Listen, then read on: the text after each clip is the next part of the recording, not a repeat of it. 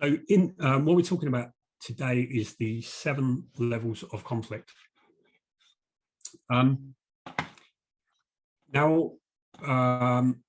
what I'm really interested in is, so what I'm going to talk about is kind of a universal framework to conflict, but what's most relevant to you is all of us have a relationship to conflict. So if we grew up in a house where conflict was dangerous, conflict can be really scary.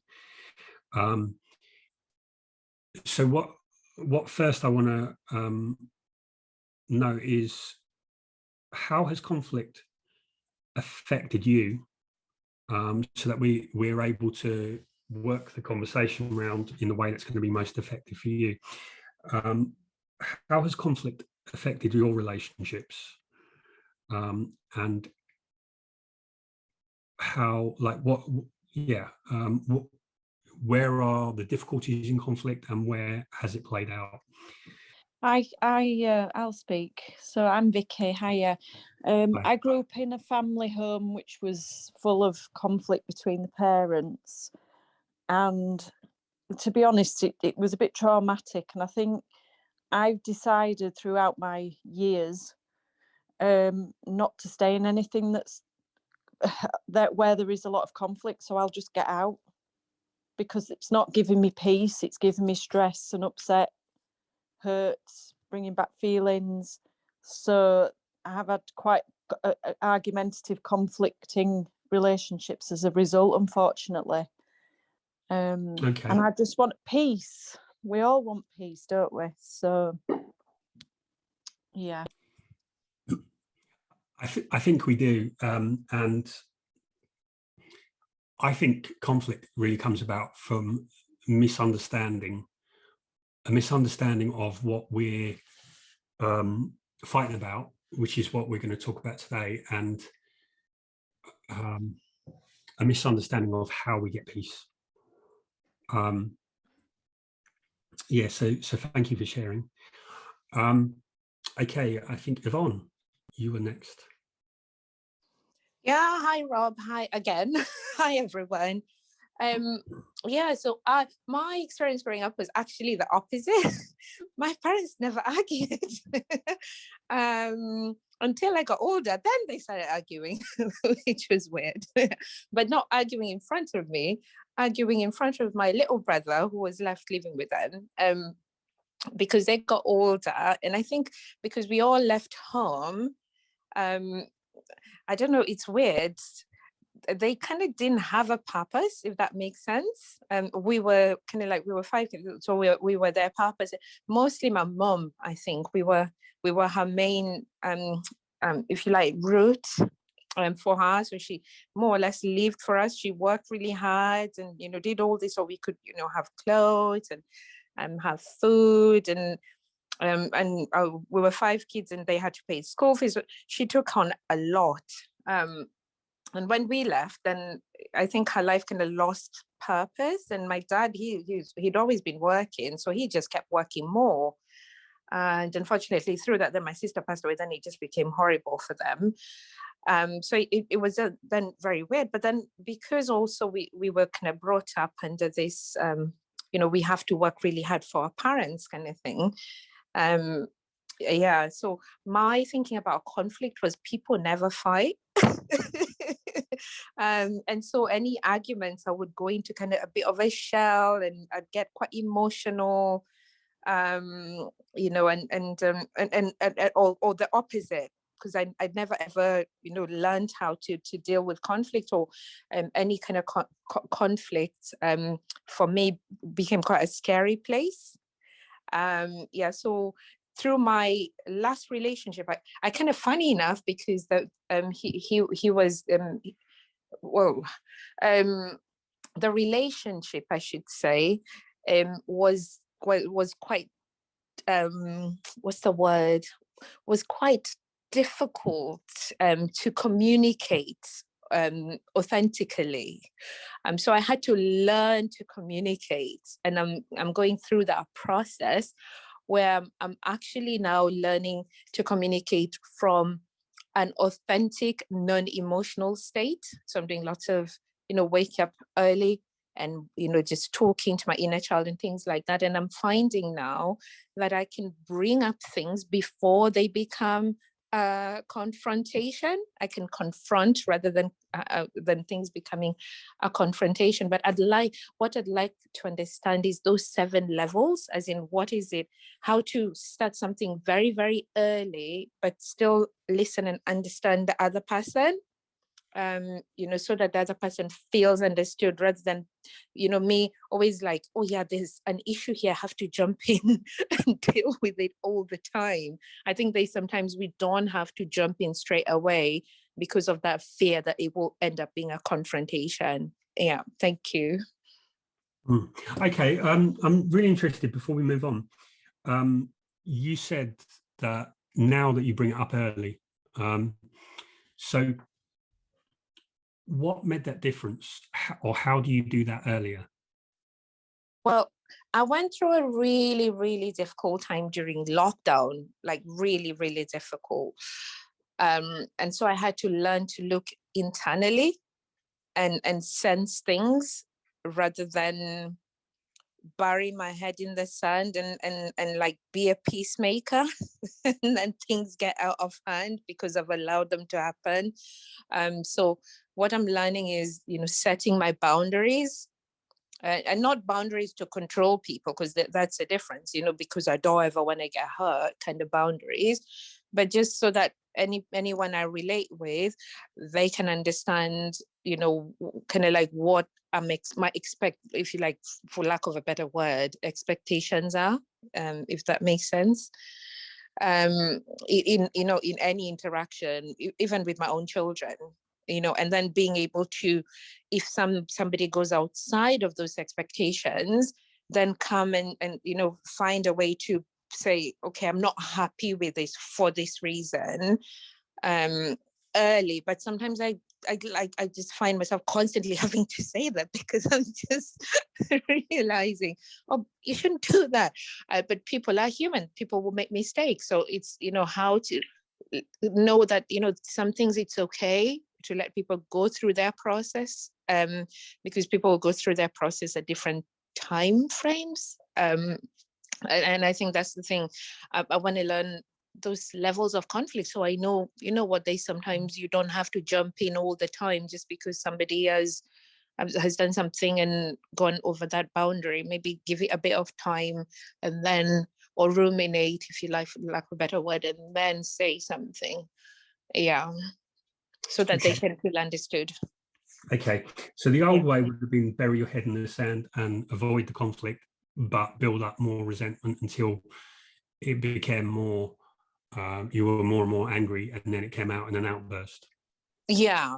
And or the person just kept doing something because I allowed it. If that makes sense. And then, by the time you then bring it up, they've been doing it for so long. Hold on, but you're always happy with this. Why do you have to be like this now? But because I've allowed it, then like so many layers have gone into it, so that it's so much more difficult to peel off everything.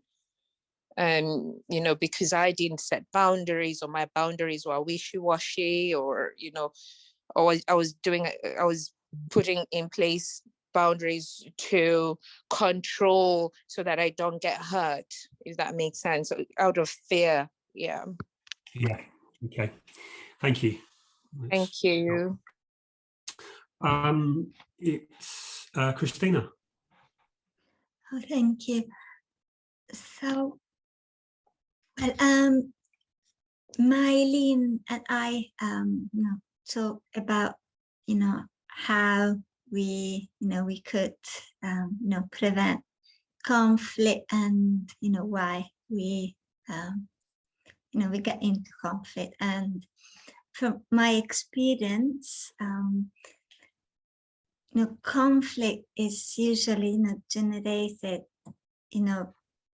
by lack of commitment, because, if, we you know, we set, you know, some, you know, like common goals, and, you know, we have, you know, the awareness, you know, about, you know, what are the causes, and, you know, the differences, and, you know, what's the common ground. But if there is still not, you know, an equal commitment, then, you know, the line between misunderstanding and excuses, you know, it's very, you know, like thin. And I experienced, you know, this a lot, because, you know, sometimes, like, if you know, identify the causes of conflict, if, you know, you share, you know, your obstacles and your needs, and then you try to, you know, like set some common goals, and, you know, you build, you know, common ground based on, you know, shared values. But until there is, you know, an equal, you know, commitment from both parties, you know, you would never, you know, be able to, you know, like address or manage, you know, the conflict, you know, in a healthy way. And that's been, you know, my struggle, because, you know, I always, you know, committed, you know, to, you know, the solution, you know, and, you know, trying to understand what the other person needs. But, you know, usually there's always, you know, one person, you know, who is making more effort, and obviously the person who's making more effort is the person, you know, that is going to feel more frustrated in the long term. So, you know, sometimes in order to avoid the conflict, you know, one person can adapt, you know, to the other person's needs. But then, you know, if the first person needs are never met, then, you know, the conflict, you know, will present again.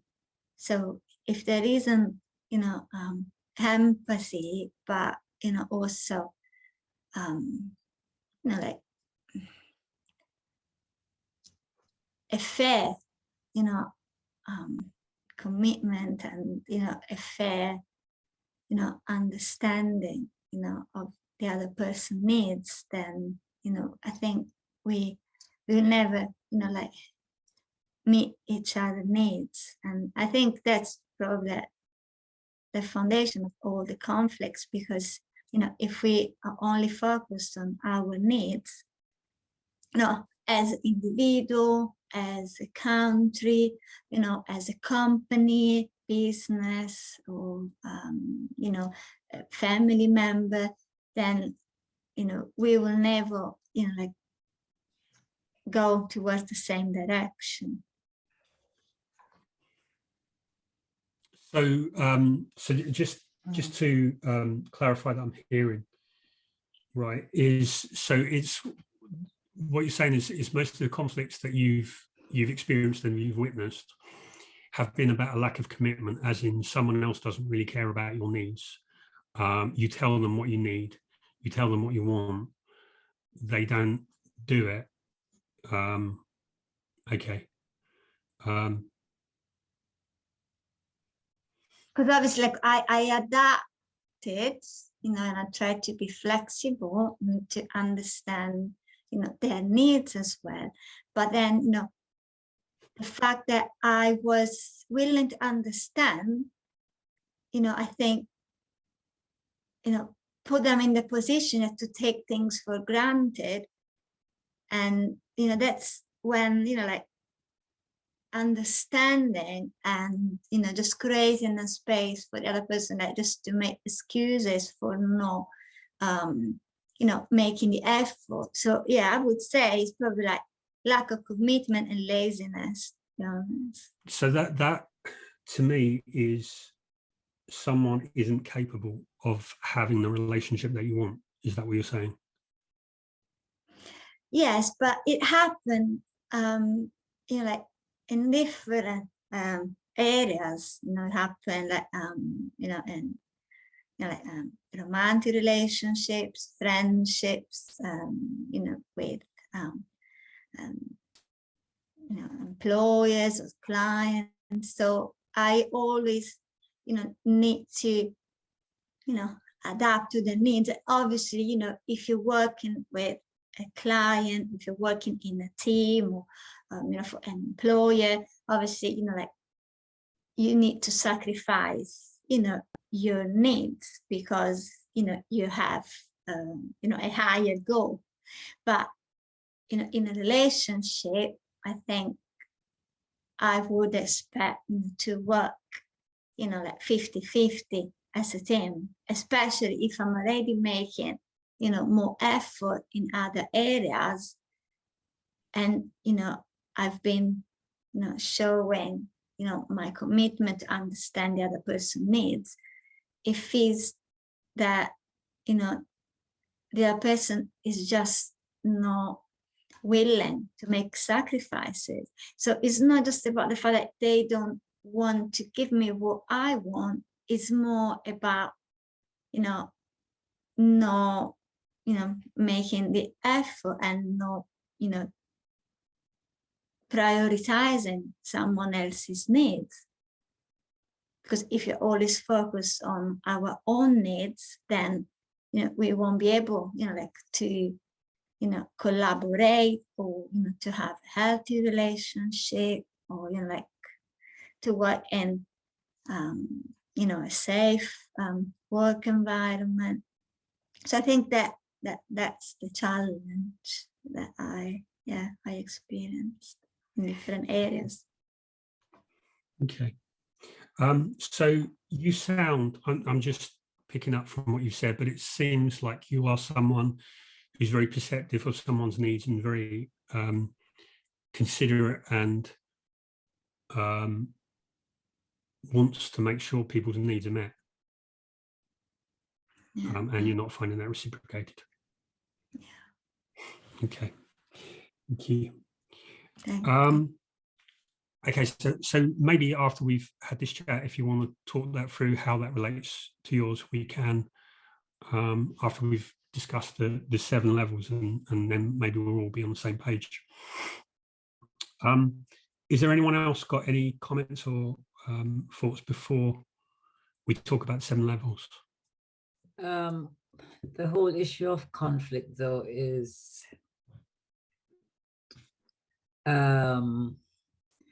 it's multidimensional in a way, and we tend to automatically think of things in our family, parents and siblings, etc. But there are other types of, and then later on, of course, the working world. But there are other types of conflict that come into play as we grow up. When you think of school, you think of some people have been bullied and have really been hurt by that experience, and so the whole issue of standing your ground or negotiating is, you were not able to learn some of those skills because you were always being treated as the underdog and almost crowded out. And so in a sense, many of the skills that we needed to learn as we were growing up, some of them were stymied by those kinds of experiences. Also, I know that there are some people who will tell you about growing up with lots of siblings and how wonderful it was, and loved having a big family. And then there's the other situation where there are some people who just feel totally beaten down, ignored, not heard, that kind of thing. My mother was one of 10, and she developed a stammer when she was a small child. And it held her back for a lot of her life. And that had to do with a lot of the interplay among the 9 girls. You know, can you imagine a house of 9 girls? Right.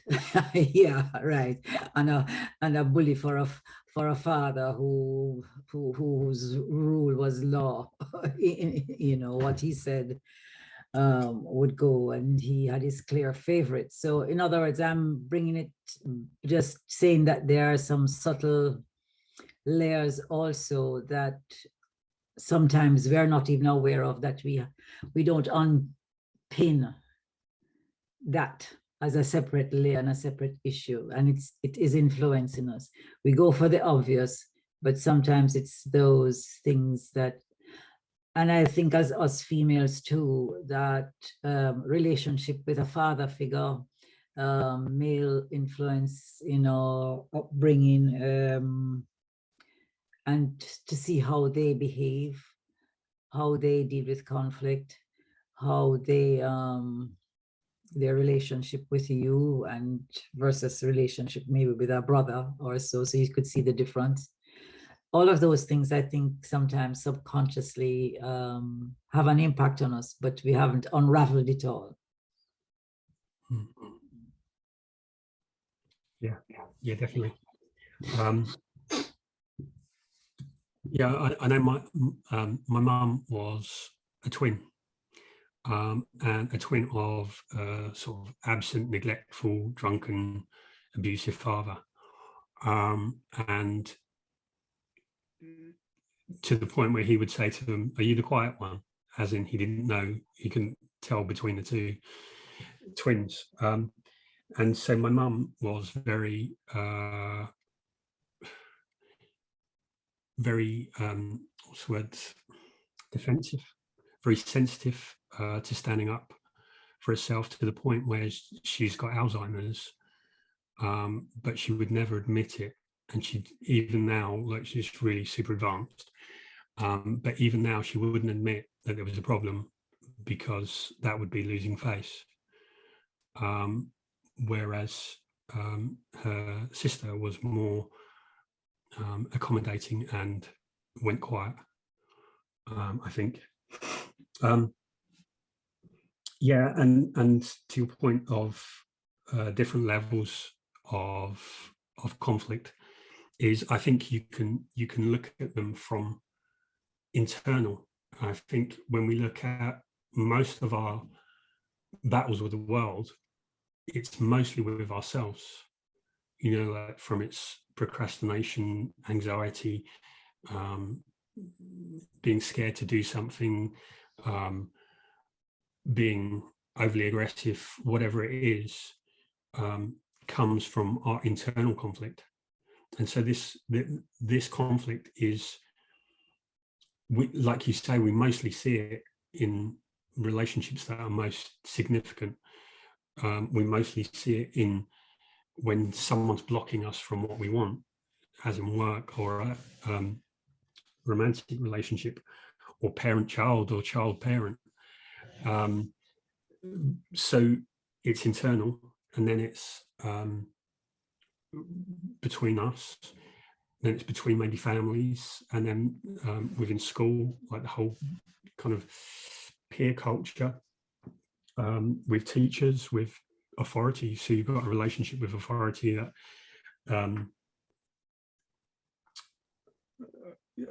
and there's conflict, and then there's conflicts, like you get families that have conflict between one family and another family, and you have conflict within groups. So as in whatever affiliation, so if you support a certain football team, you'll probably, you know, like if you're in somewhere like Liverpool, where there's Liverpool and Everton, or probably less so, but maybe in between Spurs and Arsenal, between Manchester City and Manchester United, there's that kind of conflict in all different sports, between religions, all of these kind of affiliations. And then you've got international, like you'll see in wars in Ukraine and Russia and things like that. So yeah, conflict is and there is that response to conflict and what conflict means to each of us. So I came from a family that like Irish who'd come to England, and so there was, they tend to fight, and I married someone who from a lot like their dynamic, my ex-wife's parents, was that they didn't fight, because fighting meant there was a big problem. Fighting was a sign that you weren't in love, and then there was a dynamic of, you know, one needing the other and being scared of offending them, scared of losing them, upsetting them, all that kind of thing. So yeah, there's whole fear of conflict or approach to conflict. But tonight, that's not what we're going to talk about. So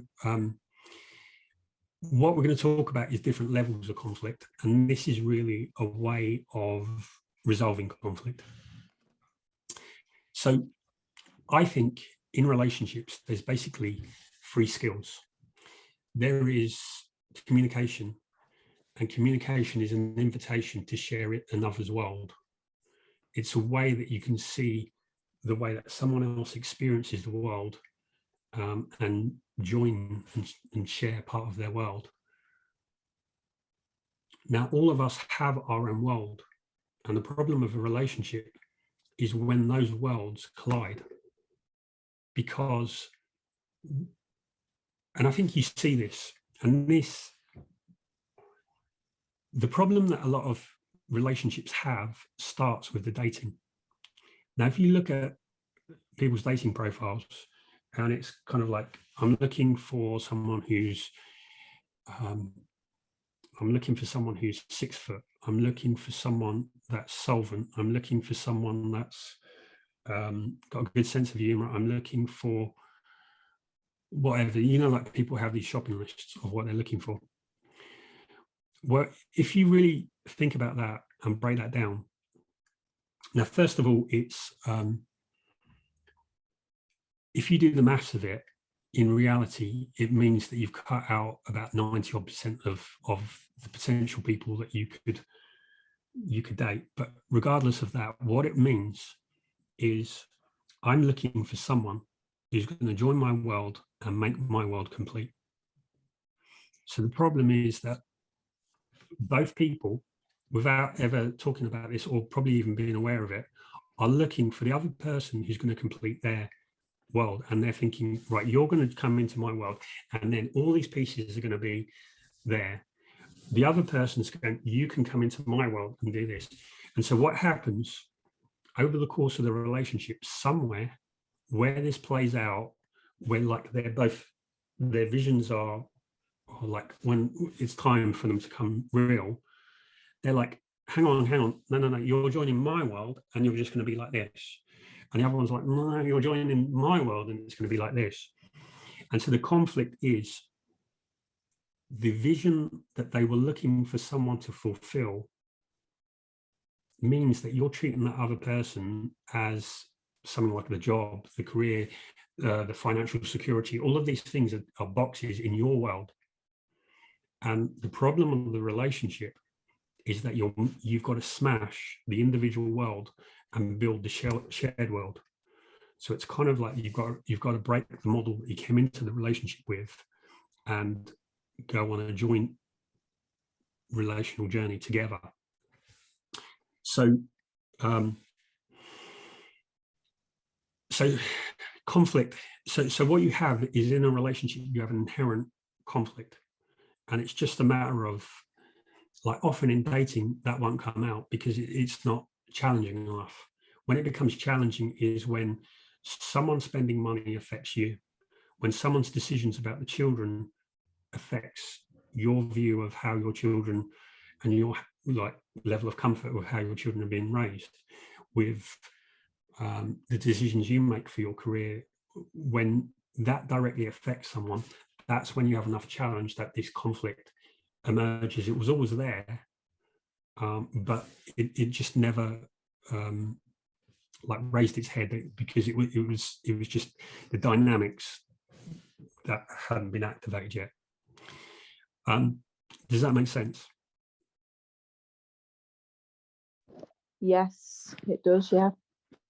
Okay, so the ability to deal with conflict is about building the bridge to overcome that difference. And conflict is the invitation to connection. So connection is then what joins two people into a shared journey. And so conflict is really the entry point into that. So, okay, so let's look at now the 7 levels. So these levels are operating at the same time, but at different levels of awareness. So we're usually aware of conflict when what we say, what we verbally say. But what we say is about something. So Howard Markman says that couples fight for 3 reasons. They fight for power and control, care and concern, and respect and recognition. And it's usually one of these that's most active, depending on the whole structure of how someone makes sense of the world. So when couples are never really fighting about the toothpaste cap or the clothes on the floor, they're really fighting about, do you really care? Do you respect me? And Sue Johnson has another way of saying that all communication between couples is really saying, do you care about me? Can I rely on you? Can I trust that you'll be there for me? So at one level, it's about communication, but at another level, it's about what behind the communication. You see, if you look at a lot of conflict training, it's about how do you say something, but it's not necessarily, I mean, obviously it is about how you say something, but what we're picking up on when it's not what you say, but it's how you say it, what we're picking up on is the meaning behind that. So it's really about what are we fighting for? Because we might say it's about the toothpaste cap, but what is it we're really fighting for? So these are really the 7 levels. So the first level is the words that we speak. So we react to what's said. The next level is what's the battle that we're fighting for? And then the next level is about the circumstance. Like every conflict takes place within a set of circumstance. And the details of those circumstances determine what the situation means to us. So the next level is really about the relationship. So a relationship is a series of interactions. It means it has a past. So we react to someone based on how we interpret what they say means in the context of the past relationships. If we've had fights before and it keeps going the same way, like someone called someone something, that they're going to keep recurring back to that. So it's about the climate. And then it's about the connection. If we feel really connected to someone, you can almost say anything because you're going to take it. Like if you really know that someone cares, the words of what they say are less important than the meaning that it feels. So if we feel close to someone, we're more likely to, we have more ability to take criticism or whatever someone might say. But when we feel really distant from someone, we feel like it's going to be more hostile. And then all of that fits within a capsule of the story that we tell ourselves of how our life's going generally, the story that we tell, like how we feel about ourselves, how we feel like life is a constant. Viktor Frankl called it man's search for meaning, but everything that we do, we make some meaning out of everything that happens. And the construct is the big capsule of how our life is going and the story that we're telling about our life. And then ultimately, I think the truth is what sets us free. And by truth, I mean, if we build on something that's true, it's never going to crumble.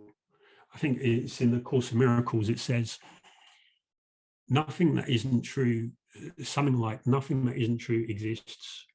Something that's true is never threatened because it will always exist, as in, like anything that's false is going to be fragile and crumble at some point, whereas something that's true is never going to, is always going to be resilient and last.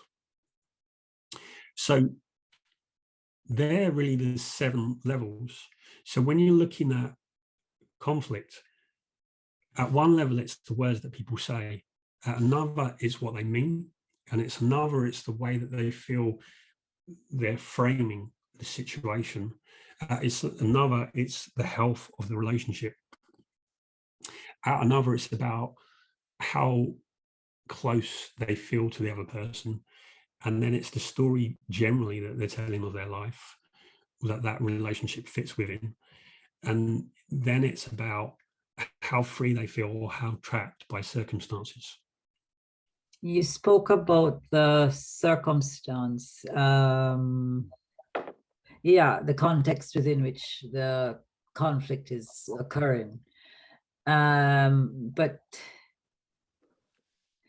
that takes a lot of conscious thinking when you're in the middle of a difficult situation with another person, to actually place and frame what's happening. So, you know, it's kind of like an afterthought after you have said your piece or not said your piece and shut down or whatever it is, however you react to being in that particular situation, that it's the thinking about it afterwards where you can think, I reacted this way, or I said that because of X and Y experience, or because we've been there before, he said this to me before and he knows that this bothers me and he's still doing it, you know, but while we're in it, it's triggering us, but we don't have the time. It's almost like you need another sense to bring it to the fore, to have it actually dampen or influence your reaction. In other words, in hindsight, you think, I would, if I had thought about it, I would have reacted differently. I would not have said that, or I would not have walked out, or I would not have thrown the plate at him, or whatever it is that we're doing, because we've done it before and it didn't work. It's only after you've done it and it's over that you realize that, hang on, I'm repeating the same thing. Yeah, that's very true. Is when we feel threatened, then we act from the reptilian part of our brain. So I can't remember his name, Paul, someone had the triune brain theory, so that we have 3 brains as in the reptilian. And when we feel threat and danger, we act most primarily, we act, and so that's where violence and verbal lashing out will come from. When we're emotional, we're going to react from the limbic part of the brain, which is like status, where we feel, as in, do we feel belonging, do we feel that someone cares, all of that.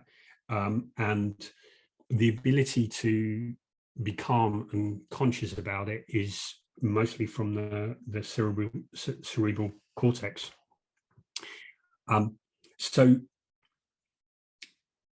yes, when we're in a like, if we've lost our temper, then we're going to react.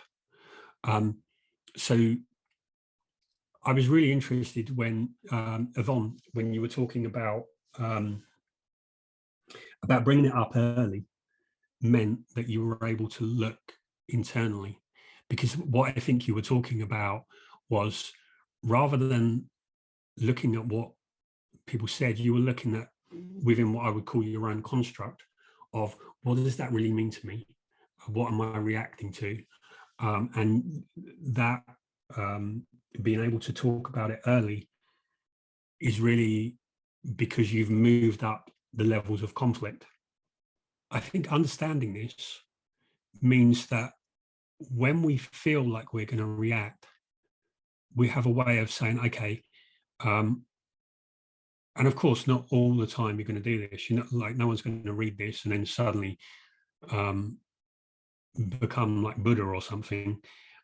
We react, but it's about when we have more awareness, then gradually we can bring that awareness into when we feel conflicted. And so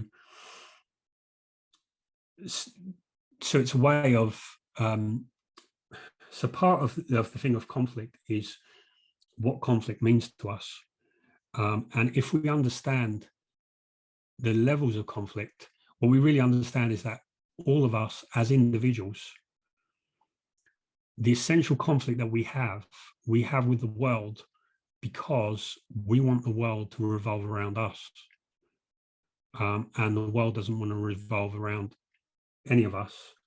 And so we're all conflicted at that point between what we want and what everyone else wants.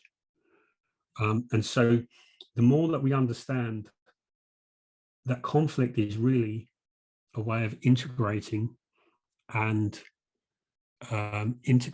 connecting with others and with the world in general, the more that we understand that conflict doesn't have to be as scary as we make it.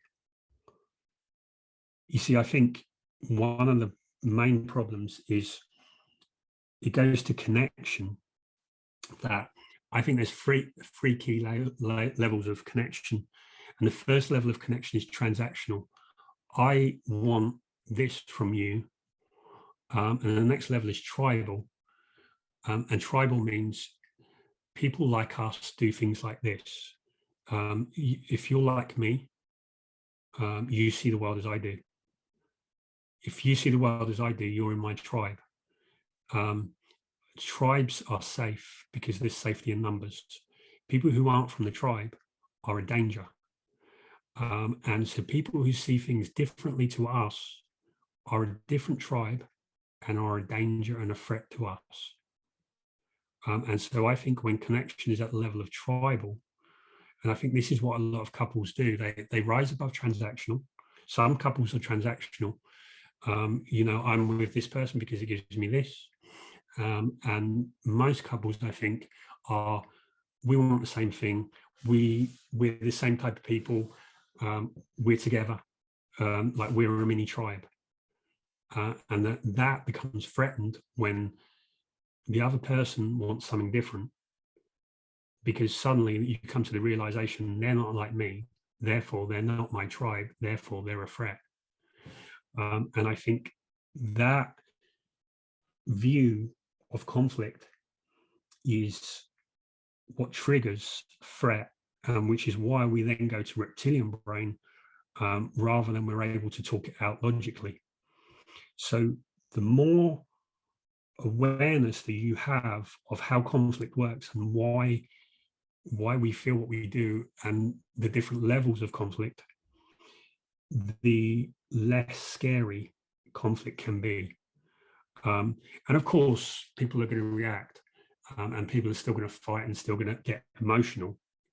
But what this does is it gives a framework for, okay, this is what I say, this is what I really want, this is the battle I'm fighting about, this is the situation as I see it, this is how I feel about us in the relationship, this is where I feel we're connected, disconnected, like on a level of, you know, I feel that we're disconnected. I feel, and this is the story that I'm talking about in my head.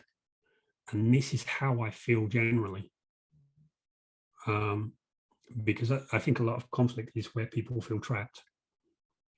And they feel trapped because they're operating on a construct that isn't true and that traps them.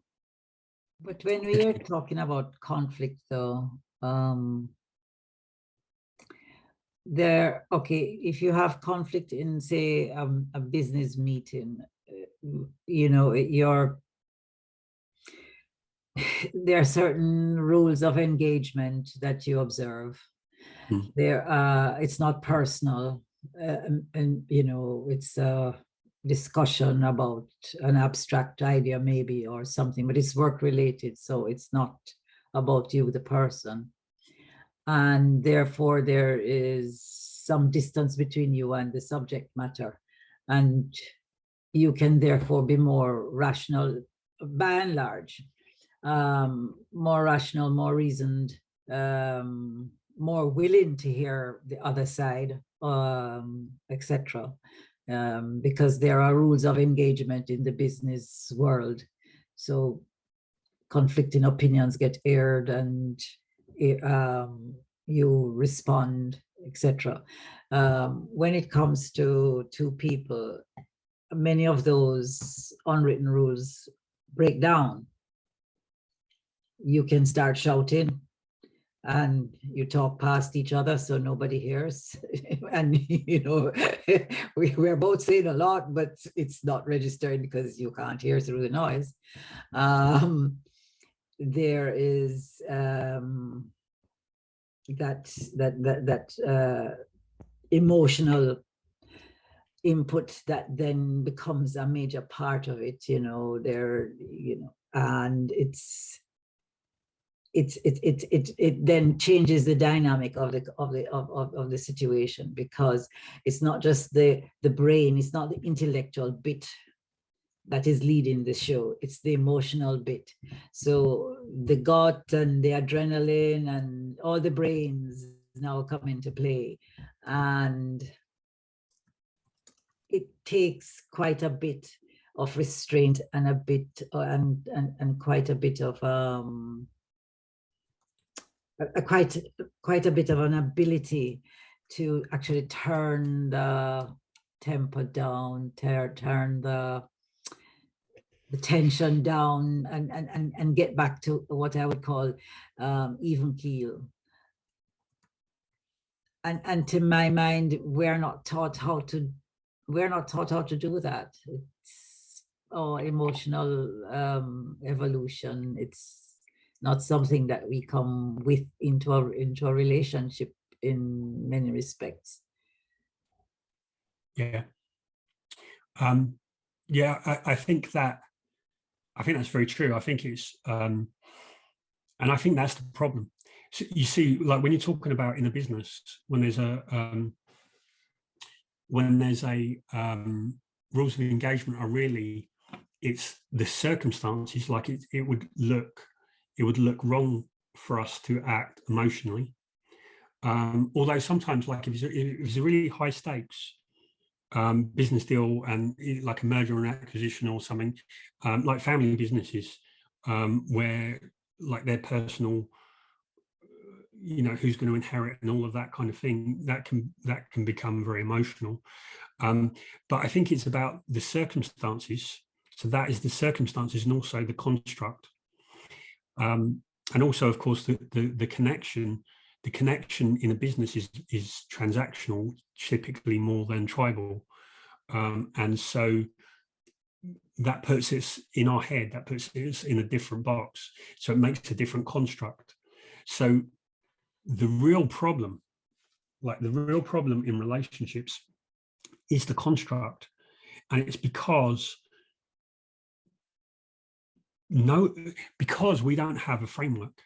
So we don't have a framework for, like, the framework we talked about, the fairy tale framework, and essentially what people make that mean is how people think of me is what people think of me determines whether I'm a good person or bad person. So like people take the way that people treat them as judgment of their value. So if people treat them badly, they say, oh, I must be worthless. And so this is, people are looking for, people have a fragile construct of themselves. And so if they're not popular, it feels like they're not worthy. It feels like they're not valuable. And I think if you look at kids, they're looking to be Beyonce, or they're looking to be the YouTuber or something. And they've always wanted to be the popular star. And it's because they feel that they'll be valuable if they're popular, if people like them. The kid that gets left out, is socially awkward, who doesn't get invited, feels worthless because people don't want to be their friend. And it's because of that construct, there is so much anxiety in relationships. And the anxiety in the relationships is because people don't really have a solid framework. In business, you have that framework. Generally, you have that framework of, this is how we conduct ourselves. This is the etiquette. This is what it's about. But for relationships and for our own sense of self-identity, we don't have that solid a framework. And so we're making it up on something that's vague, which I think is, I think people feel trapped, and I think people are trapped in relationships, not even in relationships, but in feeling they don't have an alternative. Like if they're in a relationship, they feel that they have to stay because, oh, there's nothing better out there. People who are dating feel that there's, all the good ones are taken. And so they kind of feel trapped, and they feel trapped because they're working on a construct that's not true. Yeah,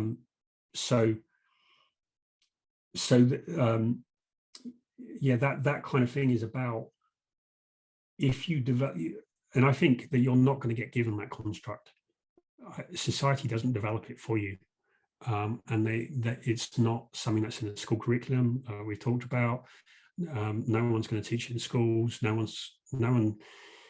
of us have examples because no one's really figured it out. And so you've got religions, you've got spiritual, you've got personal development or whatever, who are giving you their own versions of it. But I think in reality, it's something that you need to, everyone is unique and every relationship is unique, and you need to construct that construct to have that framework. I'd just like to say I didn't even realise there was any sort of psychological, if you like, things about conflict in relationships. It's new to me, so it's good to learn that actually, and understand. Yeah, this isn't something that's out there. This is something that I've made. This is my idea that I'm. Yeah. It just slots into place for me now. Just looking at it, it's interesting, and you wouldn't think, when you're having an argument, for example, you wouldn't think what are the reasons behind it, but that makes perfect sense to me, if that makes sense. Yeah, good. Yeah, what I is something that I've noticed, so like I'm a mediator, I look at relationships. So when what I was really thinking about is, when you mediate a conflict, what do you really do? And so really, like as a mediator, so you've got two sides that are going to go to court. And basically, they've booked a mediation because they know it's going to cost them a lot less to settle than it is to go to court. Because however strong a case is, even if you've got like 90% certainty of winning the case, there's a chance that you're going to get a judge on a day who's going to rule against you, and he's going to, and you, like, the cost can be astronomical. Plus, then you've got to pay your own legal costs. You've got to pay, you may have to pay the other side's legal costs. So it may cost you like 100 grand as opposed to 10 grand to resolve it. And so essentially, in a mediation, what I would do as a mediator is talk to each of them privately and just challenge the way that they think, because they're going to come in and they're going to come in and with bravado, and we're going to win this, and all of that kind of thing. But when you talk to them privately and you go, okay, but what if you get, you know, a judge on the bad day, what's it going to cost you? And once they get the clarity of they're like, yeah, I know, I have to settle. And then once you get both sides to that, like, they're going to settle. But it's all about, like, if the person that they were fighting with challenged them, they're going to answer with bravado. But the fact of when they privately think it out for their own understanding, like, I'm impartial, it doesn't matter, I don't care whether they settle or they don't settle or what they settle for. But when all that is the construct of the story that they're telling themselves. And sometimes people are reacting because of emotional reasons, you know, that it's not financial, it's about pride, or it's about identity or something, or someone they've lost or something like that. But all of it is understanding the meaning that they make and what they're really fighting for. And so then looking at that at different levels of the conflict just gives people a language. So if you really want to resolve the issue, and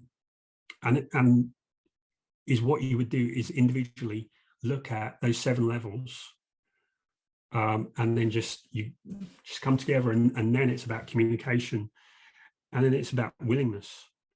And if someone isn't willing to go through that, and someone isn't willing to open up and tell you really what's going on for them, then they probably don't have the capability and the capacity or the willingness to be in that relationship,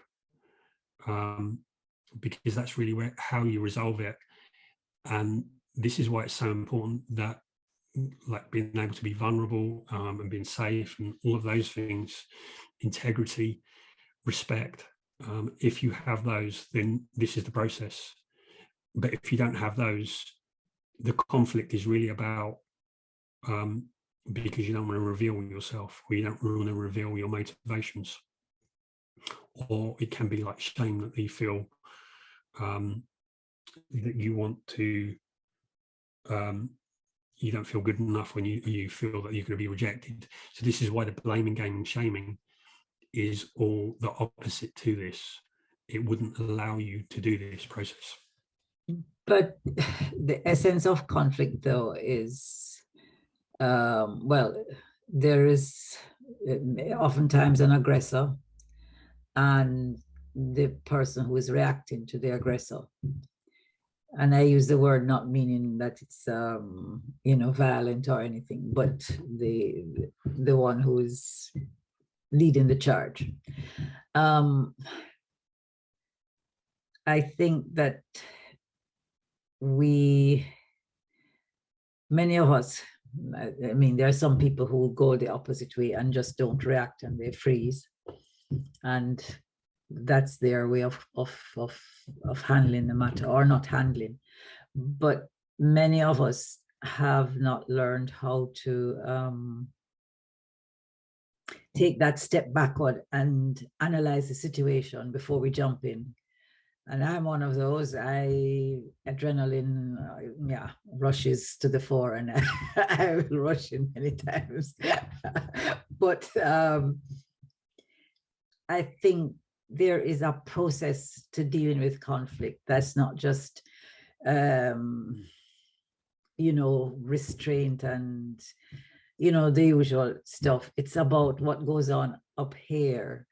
It's almost like a chess game in a sense, but it has to be an instinctive process that you learn for yourself. In other words, it's, I suppose, preparing yourself to deal with this matter in the best way that you possibly can. So you're not feeling, because oftentimes we feel caught out. We feel that we have been, caught in a trap. And we need to get out of this because of what the person is saying. And so we are on the back foot immediately. That's what I'm talking about, is that sense of preparedness to be able to deal with it from whichever angle it comes, however it comes, and to deal with it proportionately. In other words, you don't take a sledgehammer to a little thing. Yeah. Yeah, I think all of this. So you talked about trap. That's about truth, how free you feel. But then, so it's like anything. You don't just learn it and then it's there. It has to be installed. So there is, like, your response to conflict is, so if you think about it, where did that come from? I had to stand my ground from I was yay high.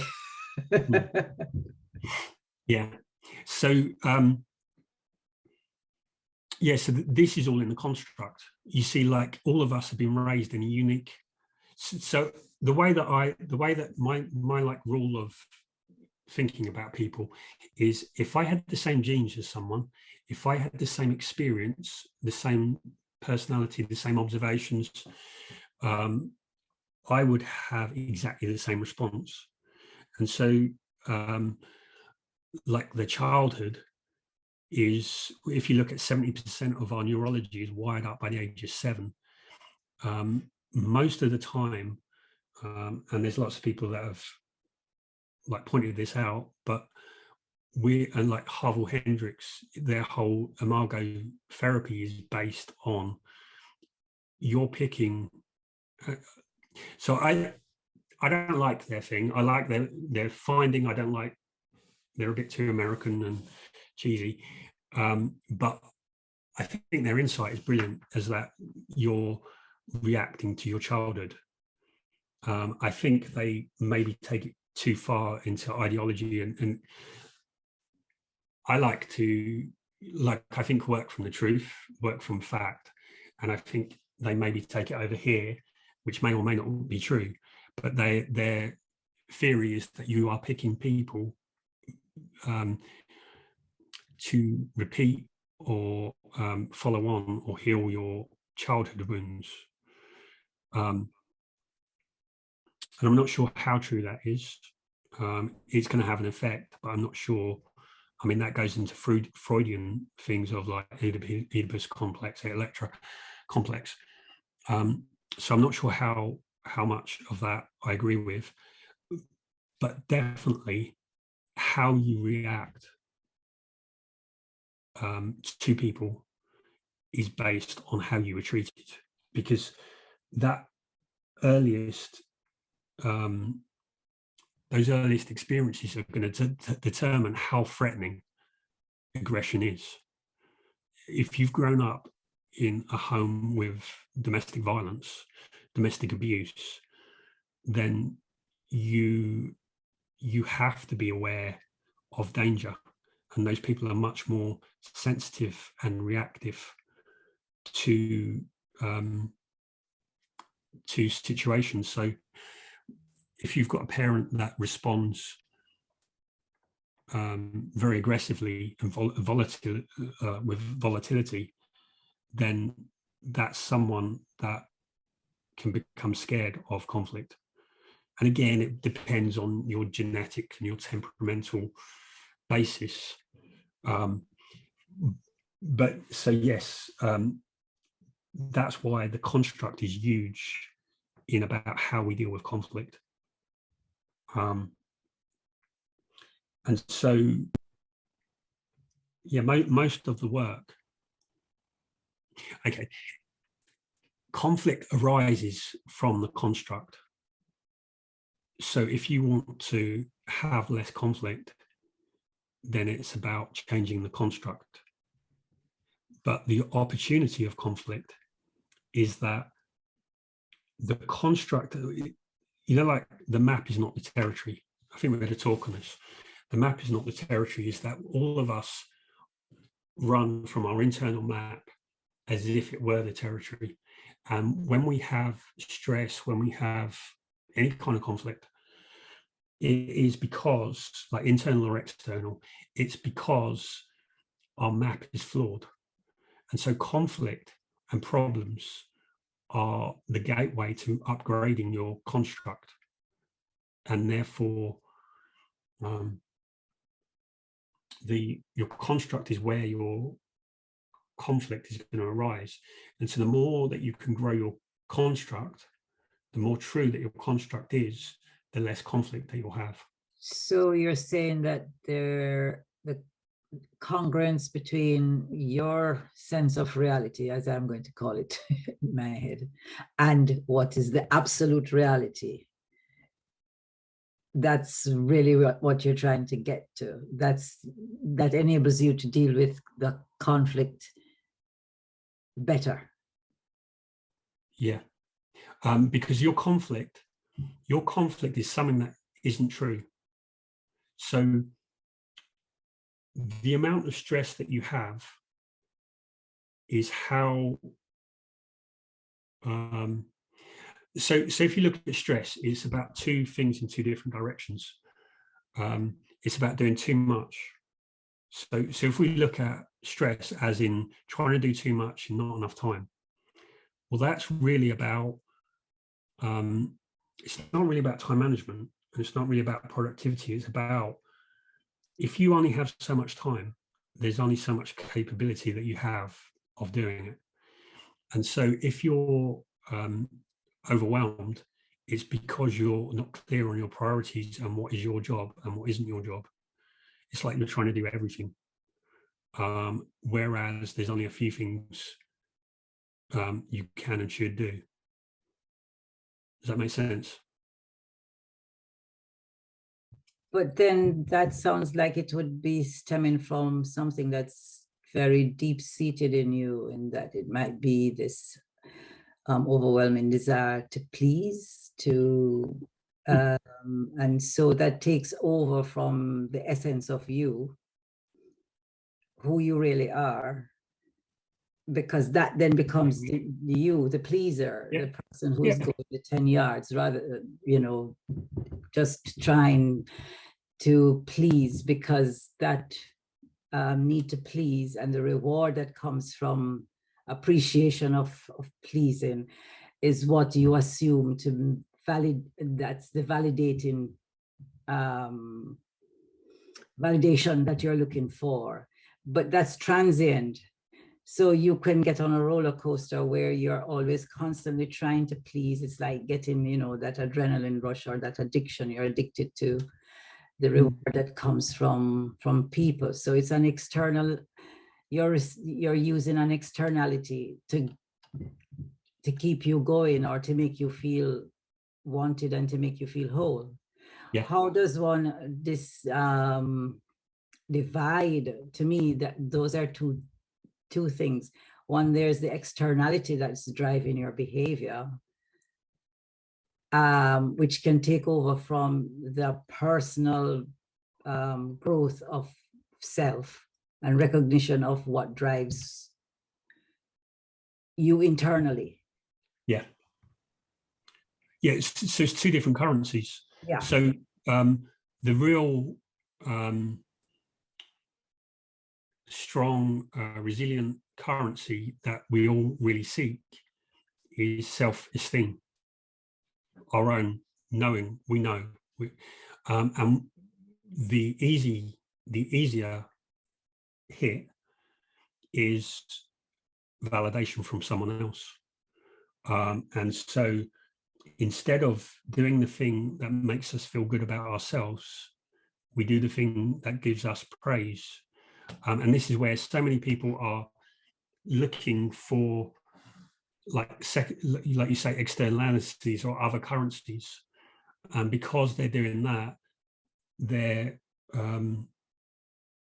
it's taken away from their journey, and so they don't actually have the self-esteem like they would have. You talked about looking internally in order to recognize conflict earlier. I'm not sure if you caught all of it, but I was just wondering if the 7 levels, I feel that what you were doing was rising up those levels.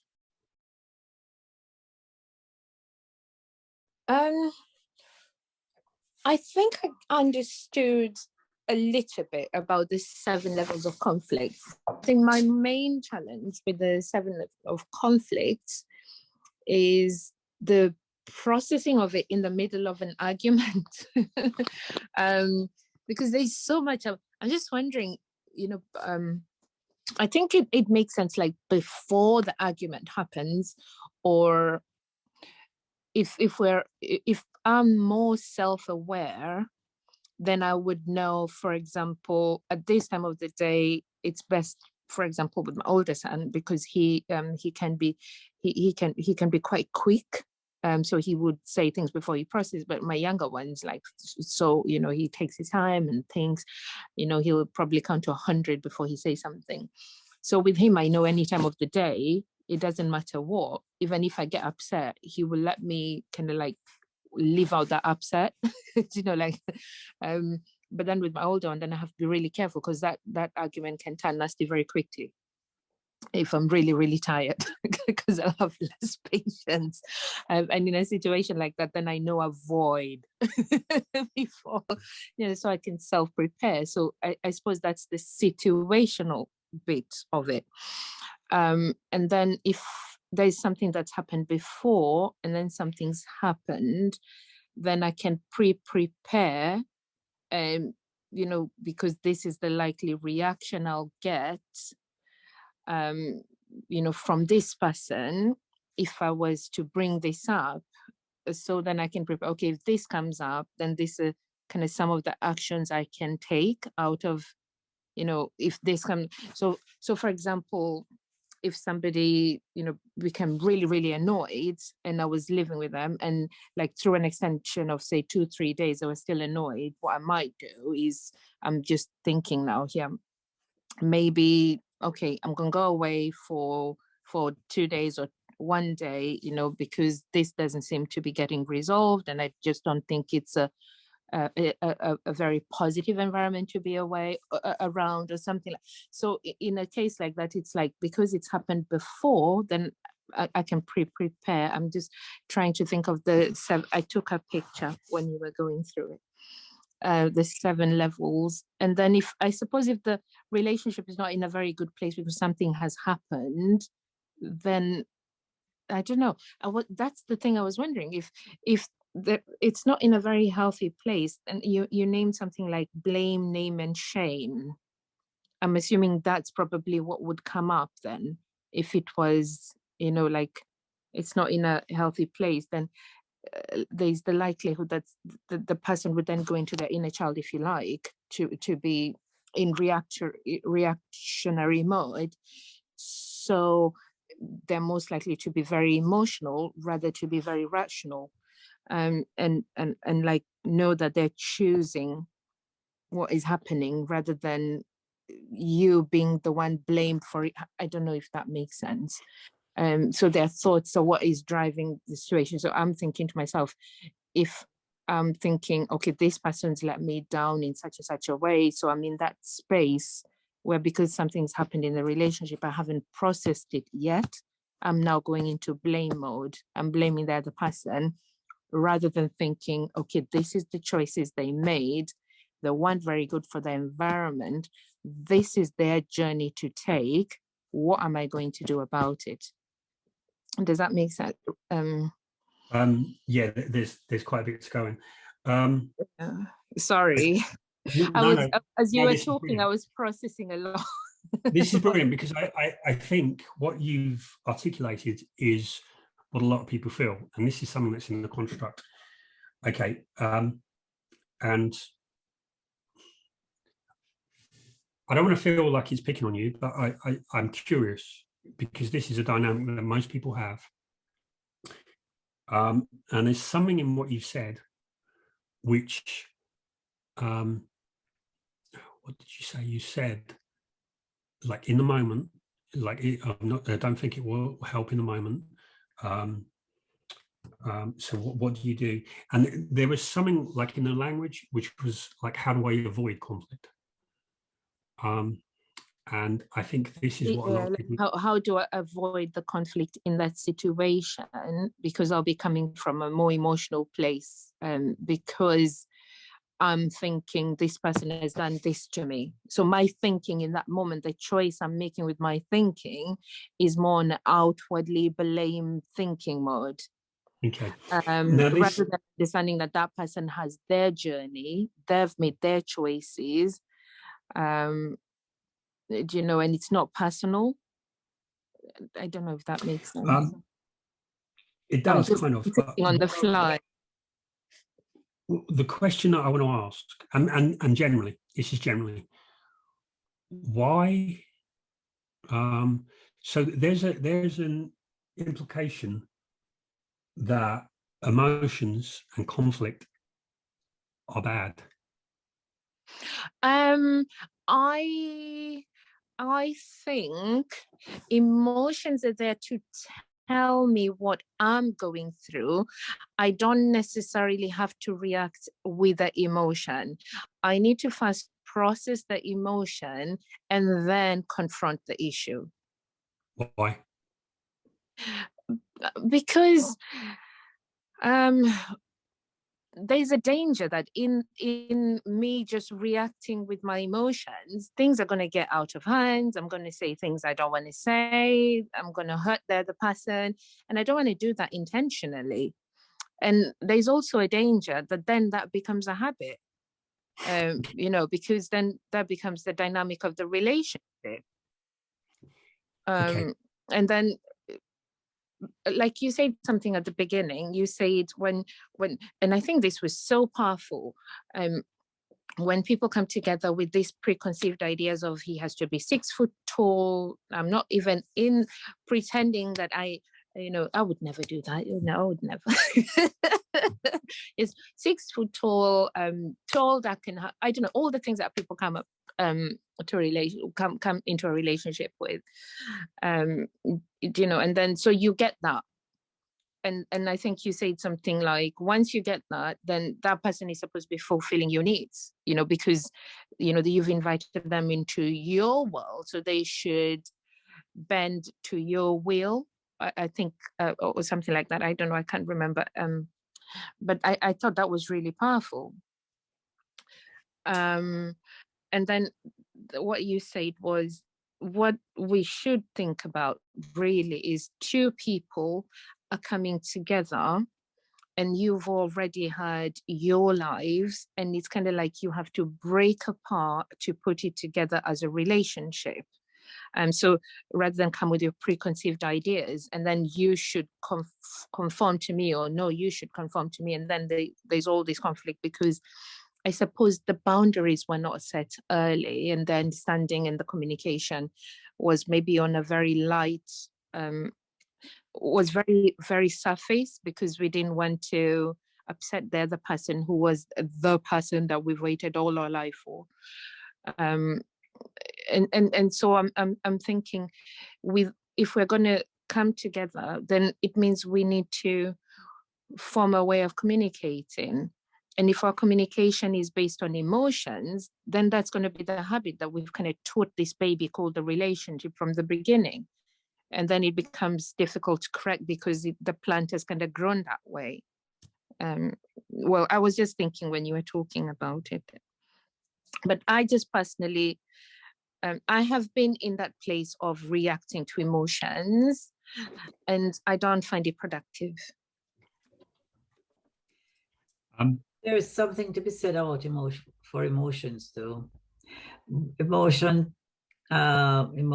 or the display of emotions, augment the spoken word in many respects, in that it's another layer of communication. And it does give us words can be put together to convey a particular meaning, but emotions hardly lie unless you're an actor and you have studied. You can see when someone is saying one thing, but actually their body language is giving you another signal. And I think it's how you read it, because your ability to control your emotions and respond in a certain way, that's sending a signal to the person that you're talking to. Whether they read it correctly or not, they are seeing you and seeing what you're displaying. And likewise, you see what they're displaying. There are some times wherein a seeming lack of emotional response actually is a trigger, can be a trigger to the other person, because it's like, I'm not getting through to this person. I mean, to the inner core of this person. They're saying things, but those things are devoid of emotion. They are bland. They are, well, back to the business, you know, the bland, impersonal type of reaction. And you're the closest person to me. I want to see that you're responding to me emotionally, if you know what I mean. You're responding to me in that way. And I'm not talking throwing tantrums or anything, but I'm seeing if it's even the pupils of your eyes opening up to let me in, sort of thing. But I see that you are responding to me. That means that I am a part of you. You know, we are not removed from each other because you are reacting to me, my emotions, my words as a combination. So it's just to say, I suppose it's the reverse of when you say words hurt. Words can hurt. Words can tear a person apart. But also words and the emotion can send you, and sometimes it's the emotion that actually gives you the right message, because they can't articulate fully what they really want, but you can see from how they are responding to you that there is a deeper sense of whatever it is coming from them. I think that's really true. I think there isn't a danger in conflict. There's a danger in conflict that doesn't get resolved. And conflict becomes violent. Conflict doesn't become violent in like the moment. Like, yes, there is danger in violence it's that kind of context, but that comes from a construct of shame. So the three enemies of a relationship are blaming, gaming, and shaming, because what they're really about is they're about not engaging. They're about not showing yourself. They're about hiding. And there's a lot of research that violence comes from shame. When someone feels shame, they feel, so like when someone doesn't react in stonewalling, it's because they have, it on the surface, it looks like they just don't care. But actually it's because they're flooded with emotion and they're not able, and their choice at that time is to either disengage to lower their arousal or become violent. So the danger in conflict is shaming someone. But when we take away that extreme cases, conflict isn't the problem. Conflict is the opportunity to connect. And connection is about, right, at the core, if you want a really great relationship, resilient, strong, nourishing, all of the things relationship, it's about, I see the core of you, I share the core of me. And the two core, beyond looks, beyond humor, all these attributes, it's the core of the little frightened child of me, the little frightened child of you. I'm going to show you warts and all. And when you have that, you have true connection. And where we don't do that is when we're ashamed, when we don't care, so the gaming, or when we're blaming someone. We're blaming someone that our life, things that we want aren't happening because of you. So all of those are disengaging with the person in front of you. Now, emotions are emotions are the most core thing of the most core sign of what you want and who you are, what you believe. And so the path to connection is through emotion. And if you try to change or hide those emotions, then you break the ability to connect. So in the moment, we might say things we don't mean.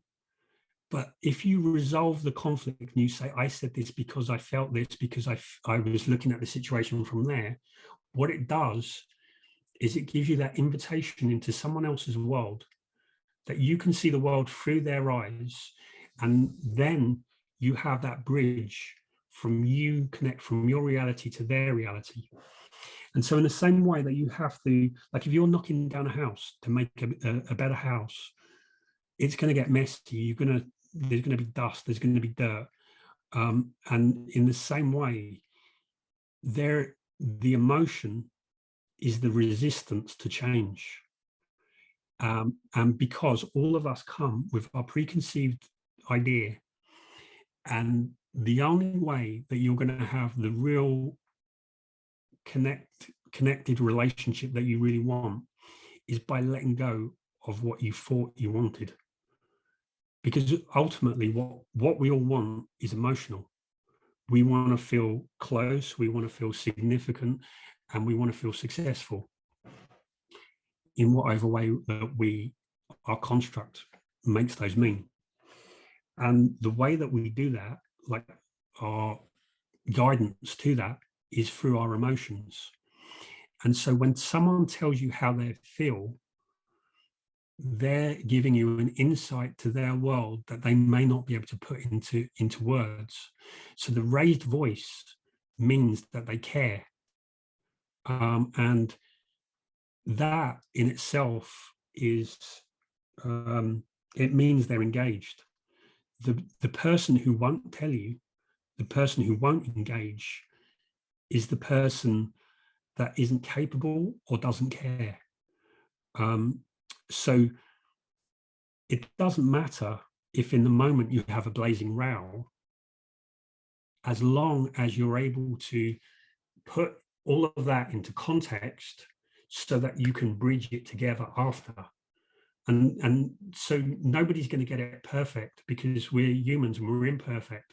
And so what we all want is we all want this strategy and we want this technique so that it all happens without any messiness.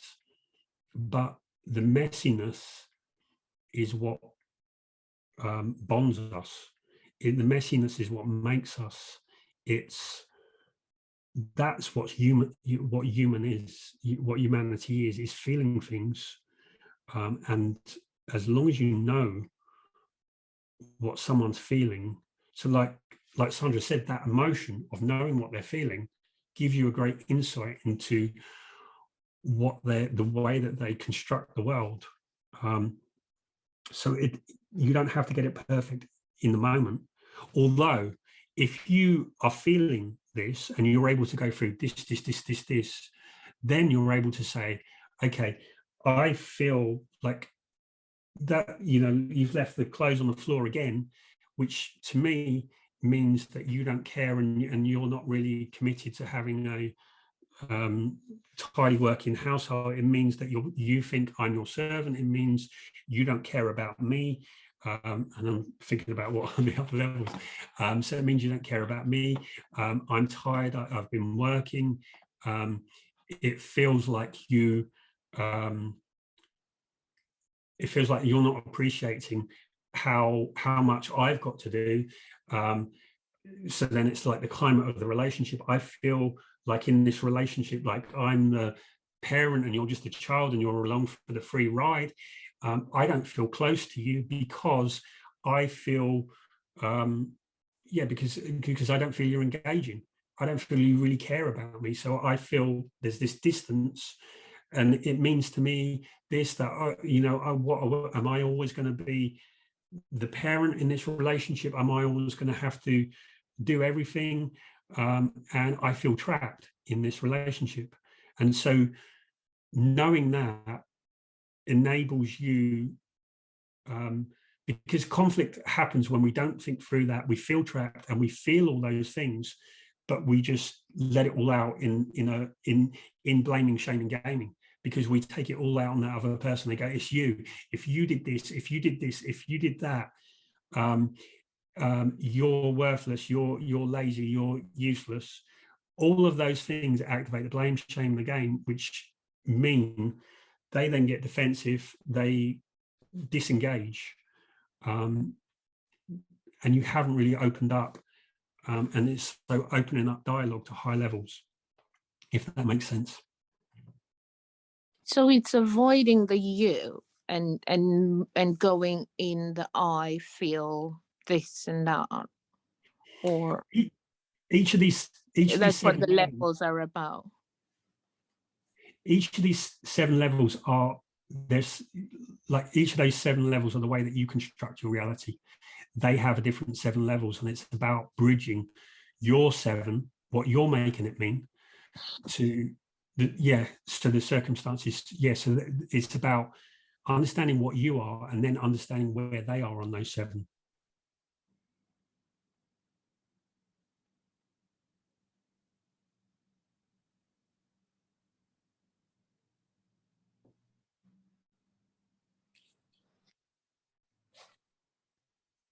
Oh, okay, sorry, I was reading the slide again.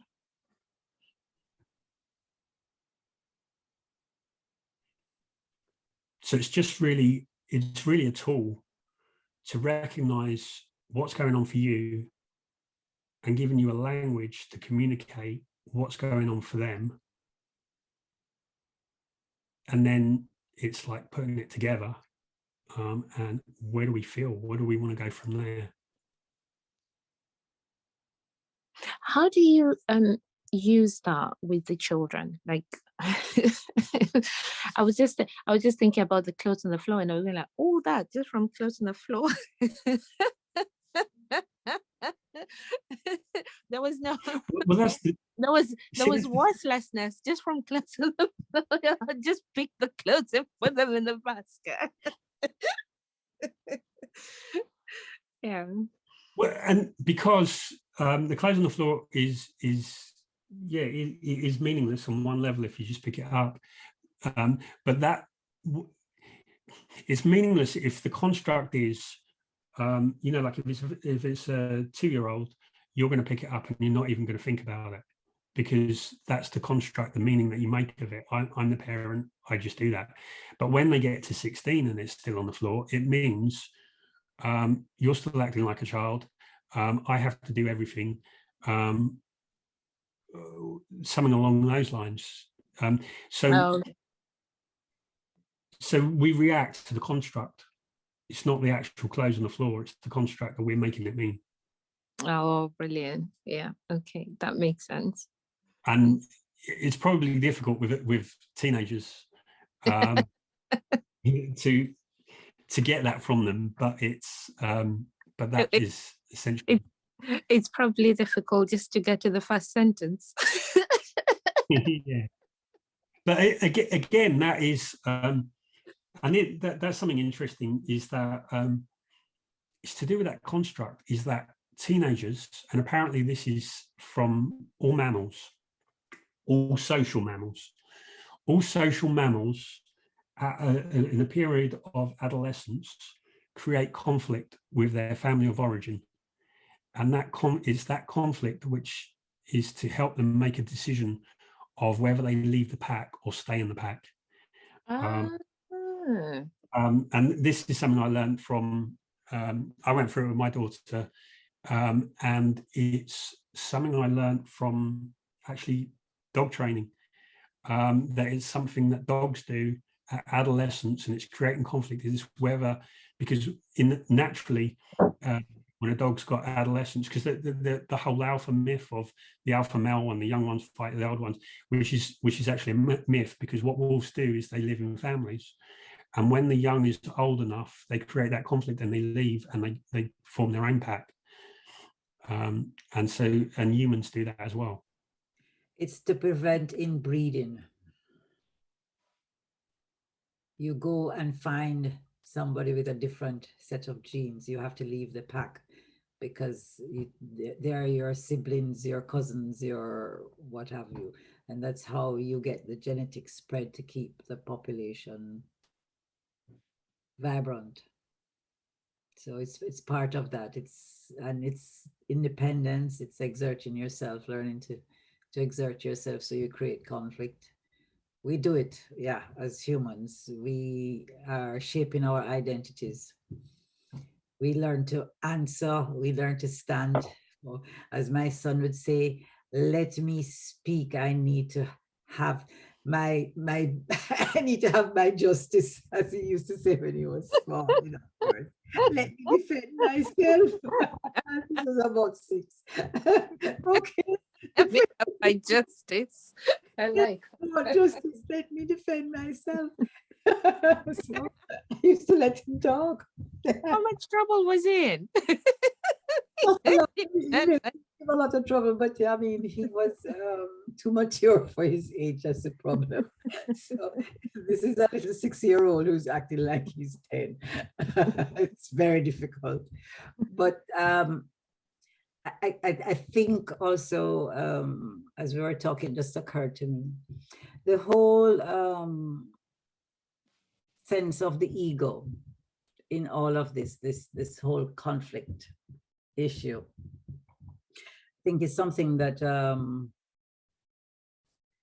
haven't really thought about it in detail yet, but it just came to me that a person's ego, embodies not just how you perceive them inside of the relationship, that's part of it, but it's also their peer group, the culture, the cultural norms and stuff that they perceive as, in a small community, for example, if you don't behave in a certain way, which might not work in the relationship, but you are expected, especially among your family members, etc., to behave. You're the man of the family. You must, you wear the trousers. You need to do this and whatever. You can't have her talking to you like that. And you are doing X and Y. No. No man does that sort of thing. Whereas the dynamic of actually living with that person requires different types of behaviors on the part of both of you, and so you come into conflict from early. As I said, I spoke at my wedding and everybody was aghast. How dare she speak at her? She's supposed to be silent, and here I am standing at the podium and speaking, but I was never afraid to speak, and I had something to say, so I said it. And the immediate impression was that, she's going to boss her husband around. And so husband lives with that, trying to make sure that nobody thinks that he's really being bossed around by the bossy lady. She's a boss at work, but not at home, kind of thing. And that in itself is conflict. Yeah, because there's conflict with the status quo as well, isn't Yeah, there? that's it. Yeah. Tradition. Can I ask something, Sandra? Yes, ma'am. So, in a or even Rob or anybody else in the room, in a situation like that, where like if we go back to, you know, you've got two people and they literally have to break everything apart, and then they have their little baby called a relationship, and then they have to grow this baby up, the two of them together, as much as they're growing the children and everything and everything else, and growing themselves as well. So in a situation like that, where this person has come with these preconceived ideas, or, you know, because, you know, coming from an African background as an example, and there is a lot of that, where, you know, you've got to be the man of the house, and a lot of boys are brought up that way, where boys don't go in the kitchen, you know, all those really kind of, if you like, cultural ways of being. But then at the same time, girls weren't meant to go to school and the boys were supposed to go to work and earn all the money, but that wasn't upheld. So in a situation like that, how do you resolve, because that's a conflict that has come up already straight away? So how is that resolved so that it doesn't become an issue? Because there will always be other people, isn't it? There'll always be other people, there'll always be a wider sphere of influence, and the energy is the relationship as much as the energy of the two people coming together as well. So how is that maintained? Who we are is evolved from the conflict around us. So we're not a clone of our parent because we react to the opposite of our parent. And if we have two parents with different views, that conflict is the environment in which we learn from. And so when I want to learn, I usually look at two people on complete polarities. So people like to think that all doctors agree, and people like to think that all psychologists agree.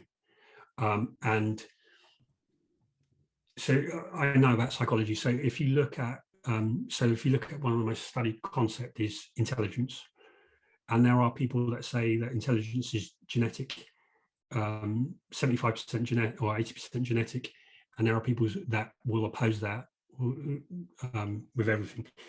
And in that conflict is where you get understanding, because these people aren't completely true and these people aren't completely true. And it's that friction between them that gives greater intelligence. So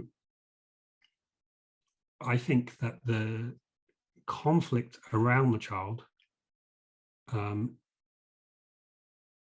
is like it. People always want to, we think parenting is, we teach them everything we know. And we give them I know when I was a parent, I looked and I thought, well, what's the perfect environment that you're going to create for them? But what you're doing is you would then keep them within that construct. And I think the intelligence of life is conflict, because that conflict, that friction, because it's emotionally costly, it affects us. It makes us more sensitive, more awareness of other people, and awareness of where we're wrong, if that makes sense. Rob, I've got a question. Is it possible to have a conflict-free relationship but still be able to confront issues? Theoretically, yes. I mean, of course, you would have conflict free if you were super aware and conscious of all your levels, and you had the climate and the connection, that you didn't take it personally, then yes, you could. Because I always felt so right. Everyone, I think, has a way that they try and control the world, and the way that I try and control is by understanding. And so I always felt if I read enough books, I would solve the problems before, because I worked this out quite young, that if you read, you solve, like if you have a problem and you read, you can solve the problem by understanding it. So I realized that you could solve the problem before you had the problem. Like if you got enough awareness, you would outgrow the problems before you had the problems. So you could do that theoretically in a relationship. Could you have conflict-free? So conflict-free, depending on how you define conflict. If you define conflict as the difference, then people who have a conflict-free relationship are people that avoid conflict. And what they're doing is, we did, Sandra might remember, do you remember we did George Leonard's Levels of Mastery? And many moons ago. it was a long time, probably a year ago, but it was really, George Leonard talked about mastery, and he talked about there are hackers. Oh, I can't even remember it, but basically there was one level, like, and he the way it showed up best was in relationships. And so there was people that they would change partners, and they would get all excited and think this is it. And as soon as the relationship hit conflict, they'd go, oh, this isn't it. And they go and find someone else, and then they get all excited and they keep going over that. And he used the example of relationships, but it isn't actually about relationships. And then there was the hacker, and then there was someone else who would look at, okay, let's find a technique. If I just find a technique to sort this, and they would be like the people who would go and buy expensive weekends away and try and make the person happier, and always constantly trying to outdo themselves. But eventually they reach a point that that doesn't work. And then there were people, I think these were the hackers, who were, okay, I'm just happy at this level. And actually I've got the slides up here. And so basically they were, here it is. So they were the level, so there was a dabbler who would constantly change partners to try and change the result. There was the obsessive who would constantly try and outdo themselves to get the better result. And then there was a hacker who was, they were like, I'm happy with this. I'm not going to put in any more work. But they usually find that someone says like, I don't want to be in this relationship. And they go, wow, we're perfectly happy. And it's because they're not really on the journey to mastery. And that's quite a long-winded answer, but basically what I'm saying is often the people that don't have conflict are the people who settled for a mediocre relationship. So could you have a conflict-free relationship? Potentially. But that would mean you'd be super enlightened, that you overcome all your childhood things that trigger you. And or maybe, let's say, even if you had conflicts, it wasn't so regular, and if there was conflict, it was quickly resolved, and then the relationship is more like confronting issues rather than a confrontational relationship. I think that's what I'm thinking of. Is it that you're talking about how the conflict plays out rather than that there is actual like the conflict that just that there's always like until you just get so tired. But then I think the way I'm interpreting conflict is not necessarily a heated exchange that is energy sapping and just, really difficult and heated and stuff, because there's some kinds of conflict that I would call a slow burn, lower thing, but an ongoing, but it's just not resolved. It's just not resolving. There's that. So it's conflict. It's not necessarily the outburst of high level emotions. And I'm thinking that for two people, you have different experiences, different tolerance levels coming together. There is some amount of compromise and making space to enable you to live as a couple, or, you know, to be in a relationship. You've got to pull your elbows in a bit and, you know, make space for the other person. But on one hand, if there is never ever any conflict, in a sense, that says to me that there is a level of distance, disengagement. That's probably underlying this kind of thing, because nobody goes deep into anything. It's a kind of we're confronting things that affect us both equally together. So we have a united front, and so we are resolving issues, but interpersonal issues between the two of us, not against us, the couple, but intra rather, within the couple. That's a different dynamic from the one I think you're speaking about, because as a united front, a couple, you get reassurance that you're both together in this thing against this common threat, this common thing. To me, that's not conflict. That's a couple staking their claim and doing their best to deal with an issue that's external to the relationship.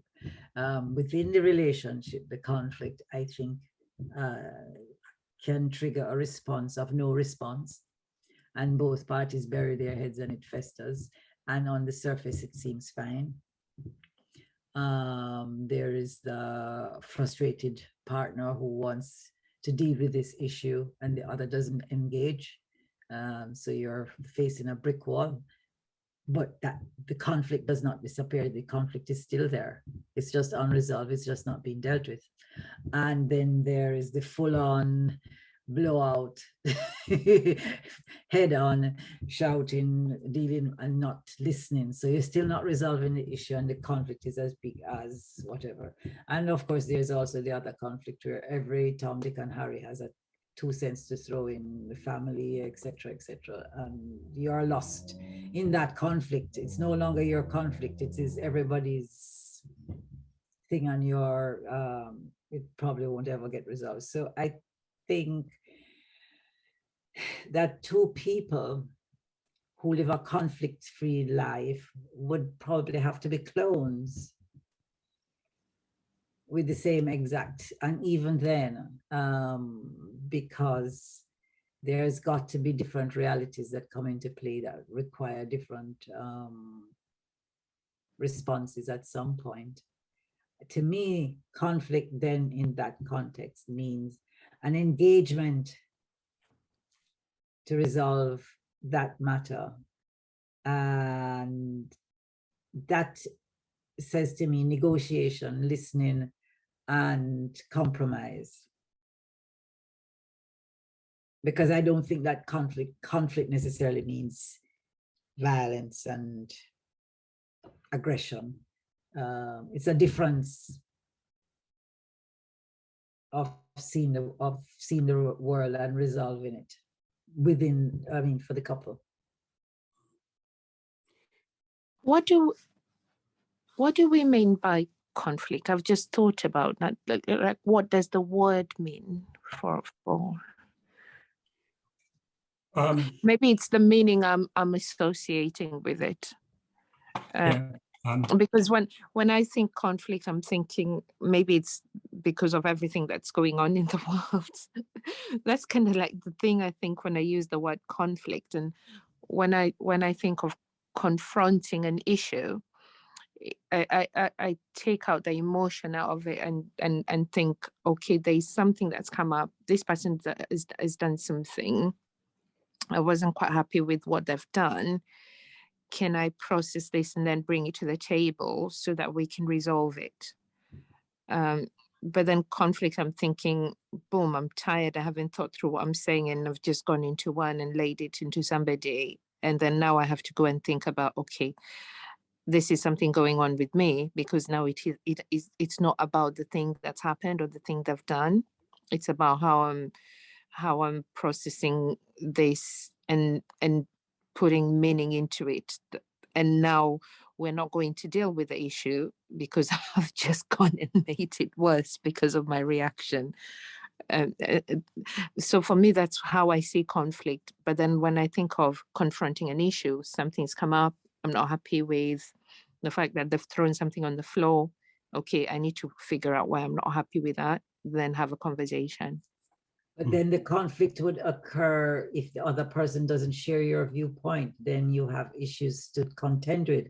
Because it's what you're talking about, confronting an issue is the action. Yeah, but if I come to the table when I know I'm in the right place, it doesn't matter how the other person reacts, isn't it? Because then I can take a hold of whatever it is in that situation and act in the best interest of the relationship. So, because if both of us come into it with an awareness, we're not aware and we're both not aware, then that's when it will never get resolved, because we're going to say things, we're going to take it personally, and then it's going to become about who's going to have the power dynamics. But then if I come into this conversation and I've processed it and I've thought about how I'm going to likely react, and when things start getting out of hand, I either cross my boundaries, I can say, okay, I appreciate you got a few things to say here, but I think maybe I'm not going to give you my best at the minute. Let's put this off and talk about it tomorrow. So I'd have a different reaction because I've come to the table prepared, because I controlled my emotions before I confronted the issue. I think the awareness, your awareness of the levels is going to, the more aware that you are and the more conscious that you are in the way that you raise it, is going to determine their response. So like if you look at the basis, the real crux of the Gottman's work and of their, John Gottman's probably done the most he has done the most research in relationships over the last 40 years. And the core real message is, it's not about how often you fight. It's not about how often you fight, it's about how you fight. And I would give you a different metaphor for conflict. And I would say, like, if you look at two people come like this, and it is the difference of the different reality of what you want. And if you look at that as being two bricks, like this layer, we're different, but those differences mean that the other brick can lay, it gives it the foundation for another level. So Einstein said that to solve a problem, no problem can be solved at the same level of thinking that created the problem. And that is, conflict is really a problem.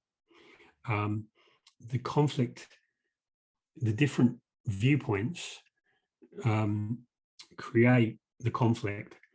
And so the conflict is about, what is that about?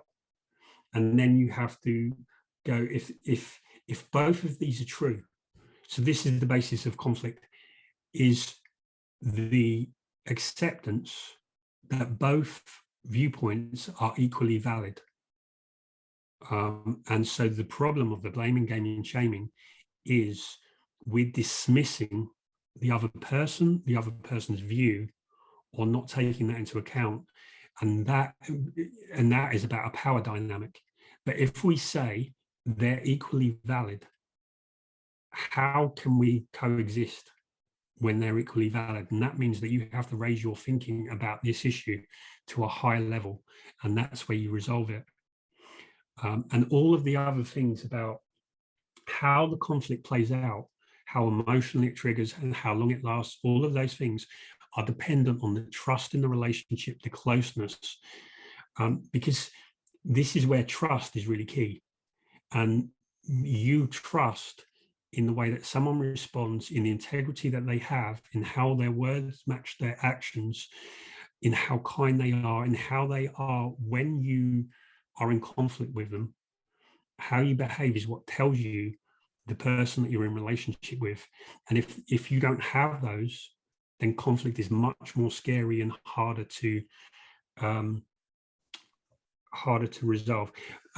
Before I move on, I'm not sure, Christina, is your comment about Yvonne's, or is this about? Yes, yes, it's okay. about what you just said. So I found it difficult, to interact with, guys from like different cultures or different ethnic background. And what you just said resonated with me, because it felt that they use their culture, in some cases, as an excuse to justify, their behavior, where their words didn't match their action. And I felt that I was trying, to be more understanding, because I didn't want them to feel, that I was, overpowering, or, I was disrespecting their culture, or,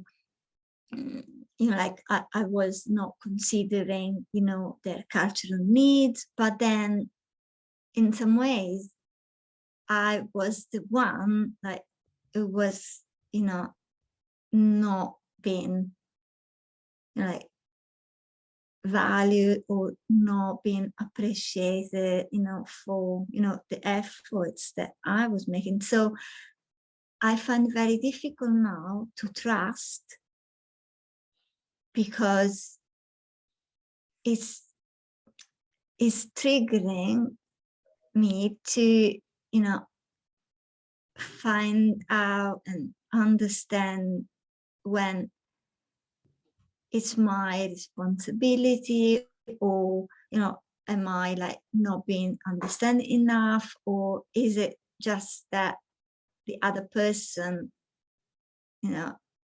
is the way he is, regardless of his ethnicity or culture. So it feels that I'm trying to show that I'm willing, to compromise and understand, and show that I understand that, they may have, faced discrimination, or, they might have low self-esteem. So I want, to, show that I understand their challenges. But sometimes it feels that, they're just, abusing, or, my,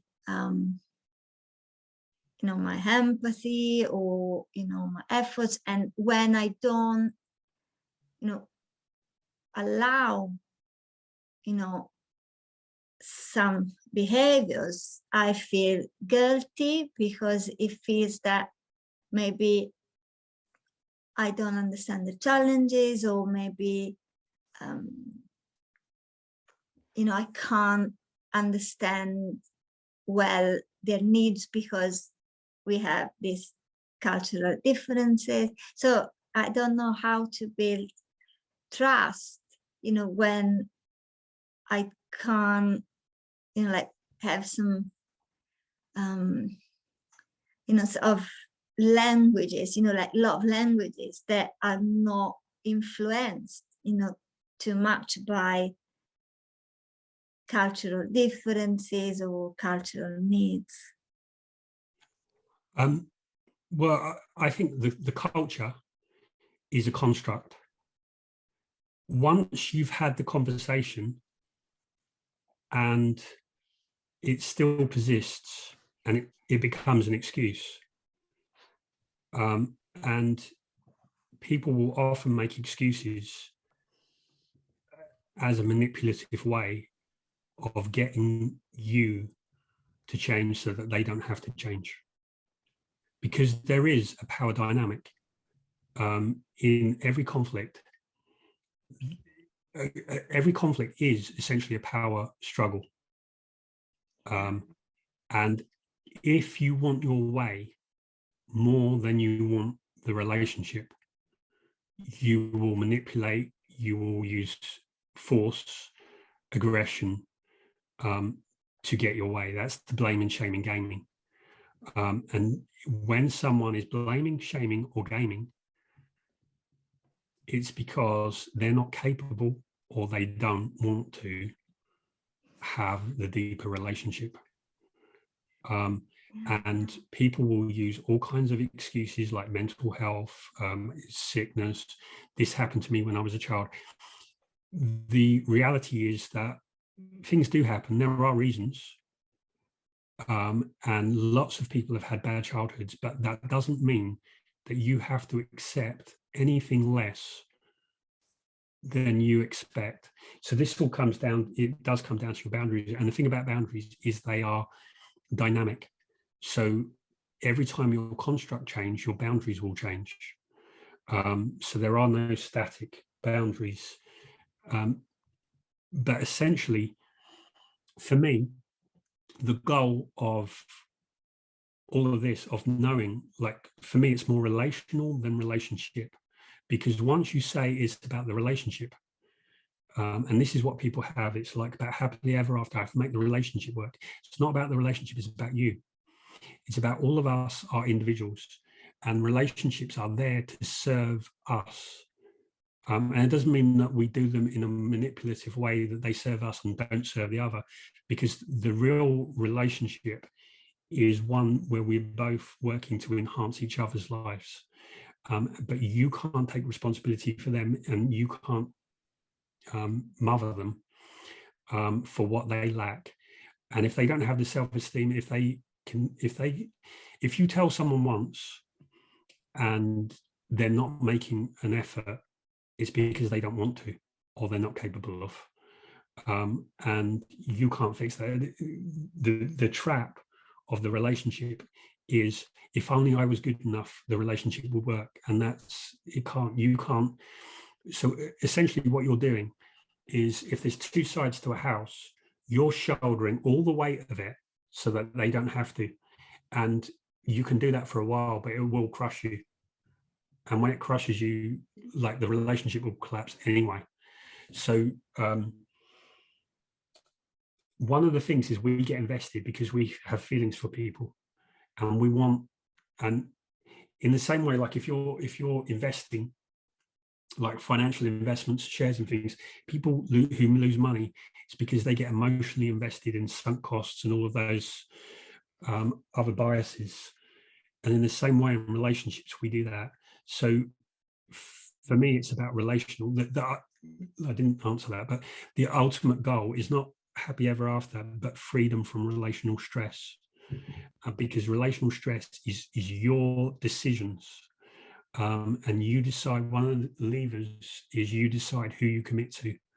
And if you give attention to someone who's not capable or willing to fully engage in that relationship, then you can't win. There's no amount that you can do. I think, just to take it a step further back, underpinning all of this is the issue of respect. There is self-respect that we need to understand about ourselves, and have that, to me, as a clear marker, as a part of our definition of self, of ourselves. We love ourselves. We understand what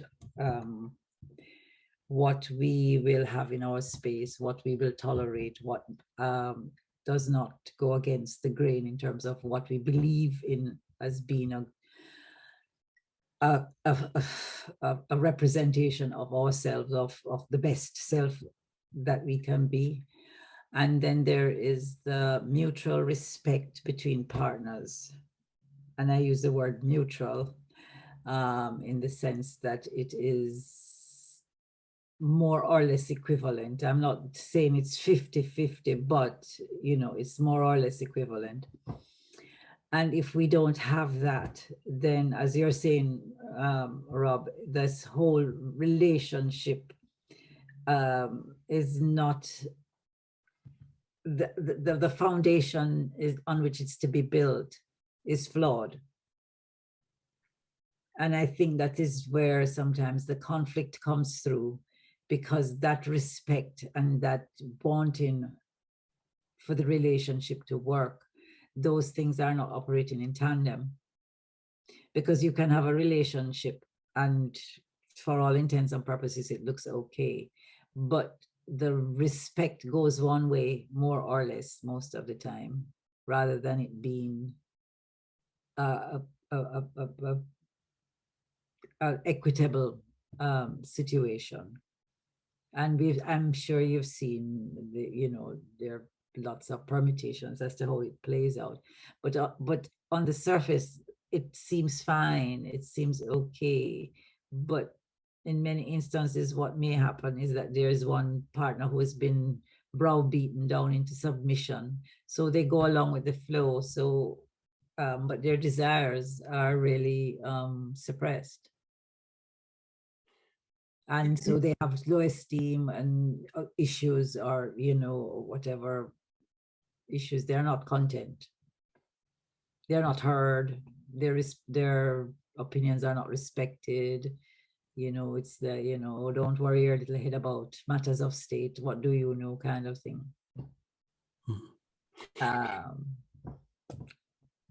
I've got a question.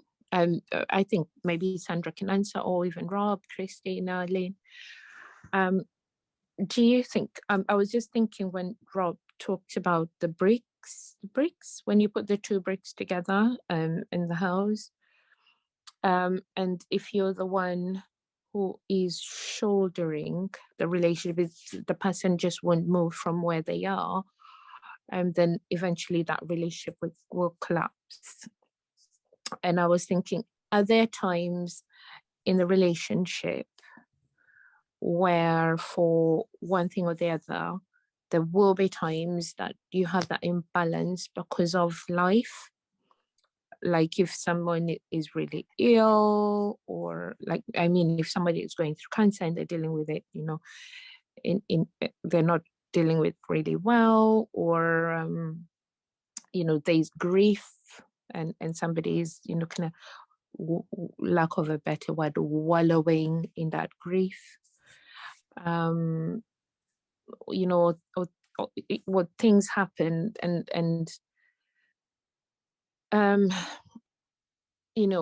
a point like that, does it then become, okay, avoid the conflict and just work on you and do what makes you happy, because you know that this is going to happen in life? So does that then tell us, okay, we probably went into this relationship when we hadn't done the work on us, and we were going into that relationship as it was to build us or whatever, and now maybe that becomes the opportunity, okay, you need to start doing the work on yourself rather than looking outwardly as if the relationship was going to fix you up. I don't know, as you say that, I just thought about that. I think there's always nuance, and it's never, like Sandra said, it's never 100% like 50-50, because it can't be like that, because there will be, someone will go through stress because they're losing a job, someone will have mental health issues, someone will have physical health issues, and the relationship is there to support through those times.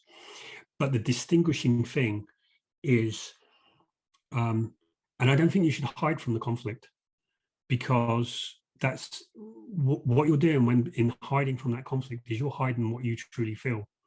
And so that connection breaks, because you're not, like the core of the relationship is, I'm a human being and I'm going to be human and I'm going to show you my humanity. The worst thing for the relationship is the Facebook thing of like, I'm perfect, that there's nothing wrong with me, because that is how you disconnect. So you tell how it feels. You don't hide from that, because there's nothing wrong with the truth. Someone's going through that, and I understand it's like they can't cope with it or that, but they can still know how you are.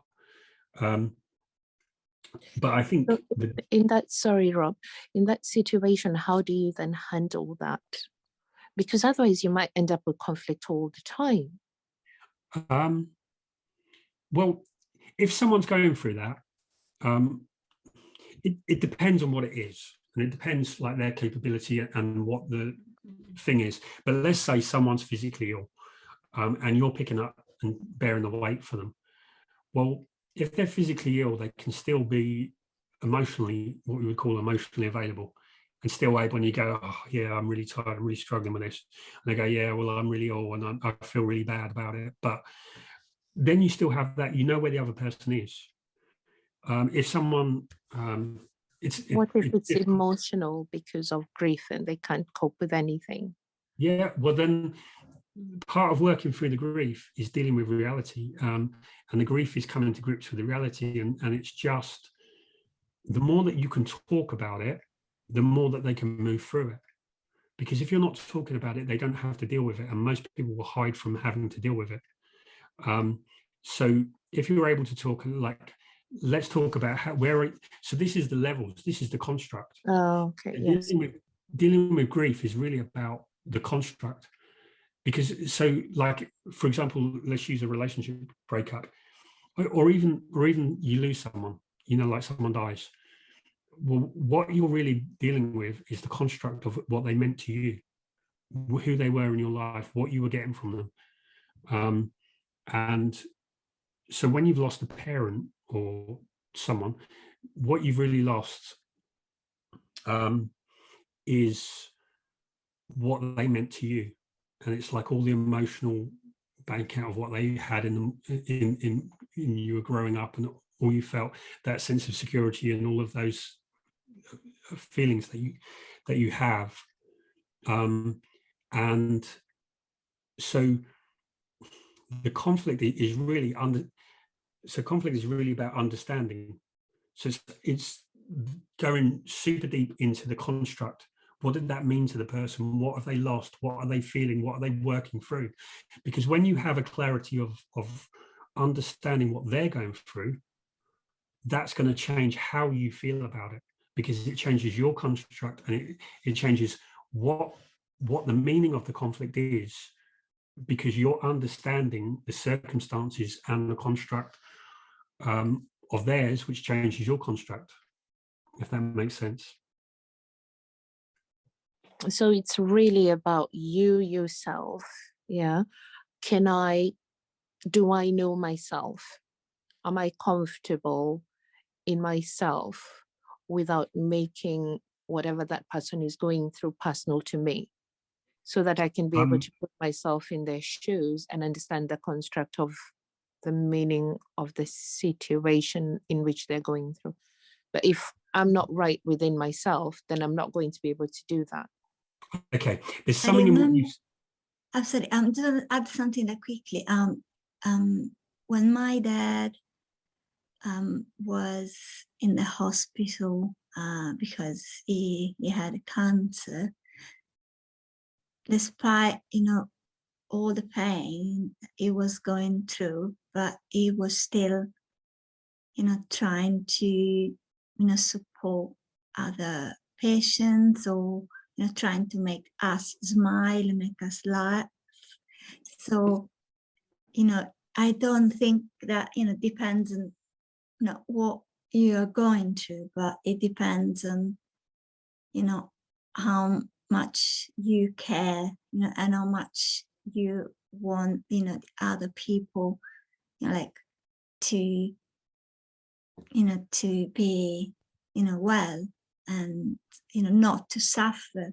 Because I think, you know, if you really want, you know, to make sure that people you care about, you know, don't suffer, you know, it doesn't matter how much you're suffering, but, you know, it depends on, you know, your personality and what is more important to you. You know, as Rob said, you know, earlier, you know, if you value more, you know, your needs than the relationship, then, you know, doesn't matter, if you're going through a hard time, or if it's just, that you had, like a fine, like for, parking the wrong space, but like if it's all about you and it's not about, creating, an harmonious home or a healthy relationship. So if it's all about you, it doesn't matter, what you're going through. Because I had partners, that, would just like put on other people's shoulders whatever they were going to. But if I look at my dad, despite he experienced a lot, he lost his company, got a cancer, but still until the last breath, he was caring for us in the hospital. It does depend entirely on how they make sense of the world, like the construct. But I'll let Sandra answer. But just one thing. One thing I'm noticing in the implication of what you've said, Yvonne, is that there is a sense of like, if I do enough on me, it will be okay. And it's understanding yourself so that you have clarity to share who you are, and you understand what's going on for you, but it's also understanding them. And in understanding the two of you, you can break past like the conflict of the situation. But I think Sandra might have something to say. I think an important part of conflict resolution is having the ability to listen, to really hear what the issue is or the issues are, and to ask questions if necessary for clarity. Because conflict will always exist if both parties have misunderstandings, which are taken throughout the discussion, the quarrel, the whatever it is, and until we are able to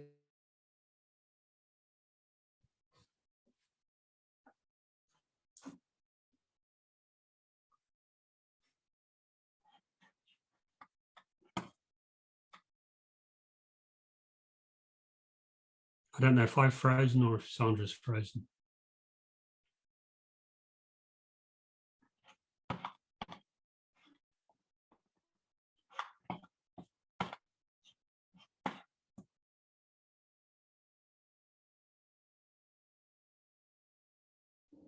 I think it's Sandra. While we're waiting for her to come back, I think it's just, if you're really boiling it down, it's getting to the truth of the situation. And the truth of the situation is that all of it is dynamic. It's you choose whether you're in the relationship. And if you're in a relationship with someone who isn't capable of fully participating, then you'll never have the relationship that you want. And there you have to look at, what do you really want? And because often I think, because the construct of how we get into relationships, when people have their shopping list of someone who's tall, dark and handsome and humorous and all of those things, we get hooked up on the physical, on the superficial, as opposed to how they make us feel and how we feel in the relationship. And we become committed to one of the other currencies that, which is something that our media encourages us to. Like, we expect that people should look a certain way and be a certain way. And so we cut out all the people that we could have a better relationship with for something that we thought was important, but wasn't really. And Sandra's back. I'm sorry, my battery went crazy. I forgot what I was saying. Sorry.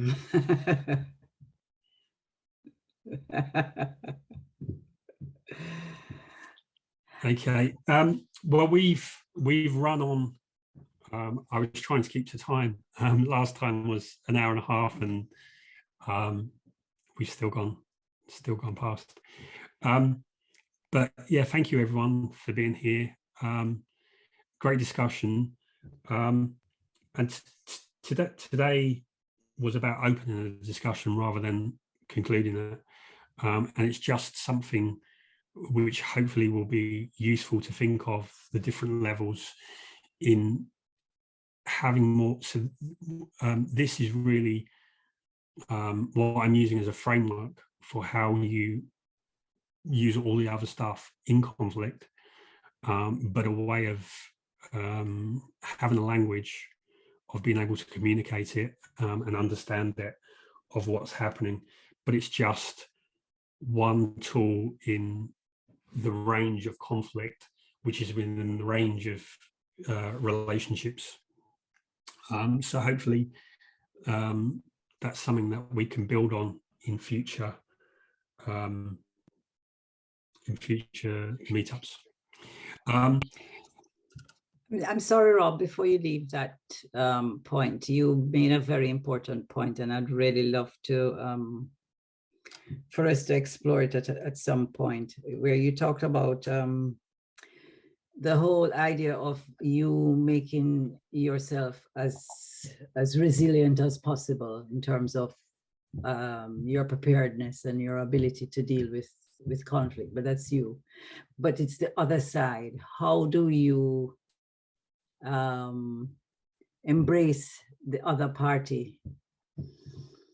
Because yes, you're prepared and it's all about you, and but it's not about you alone. It's about the other person, because it's an interaction, and you are being the best that you think you need to be to handle this matter. But a part of that equation you have not addressed, and it's how to embrace the thoughts, the emotions, the bit about coming from the other person, to absorb, to listen, to hear, to understand, and to respond. Because when we're preparing ourselves, a lot of the times we don't think about what it is that we need to do for the other person. Okay, so as in making it safe, this is like the whole blaming, shaming, gaming. That is really what it's about. Is blaming means we're avoiding making a change by blaming and saying it's about them.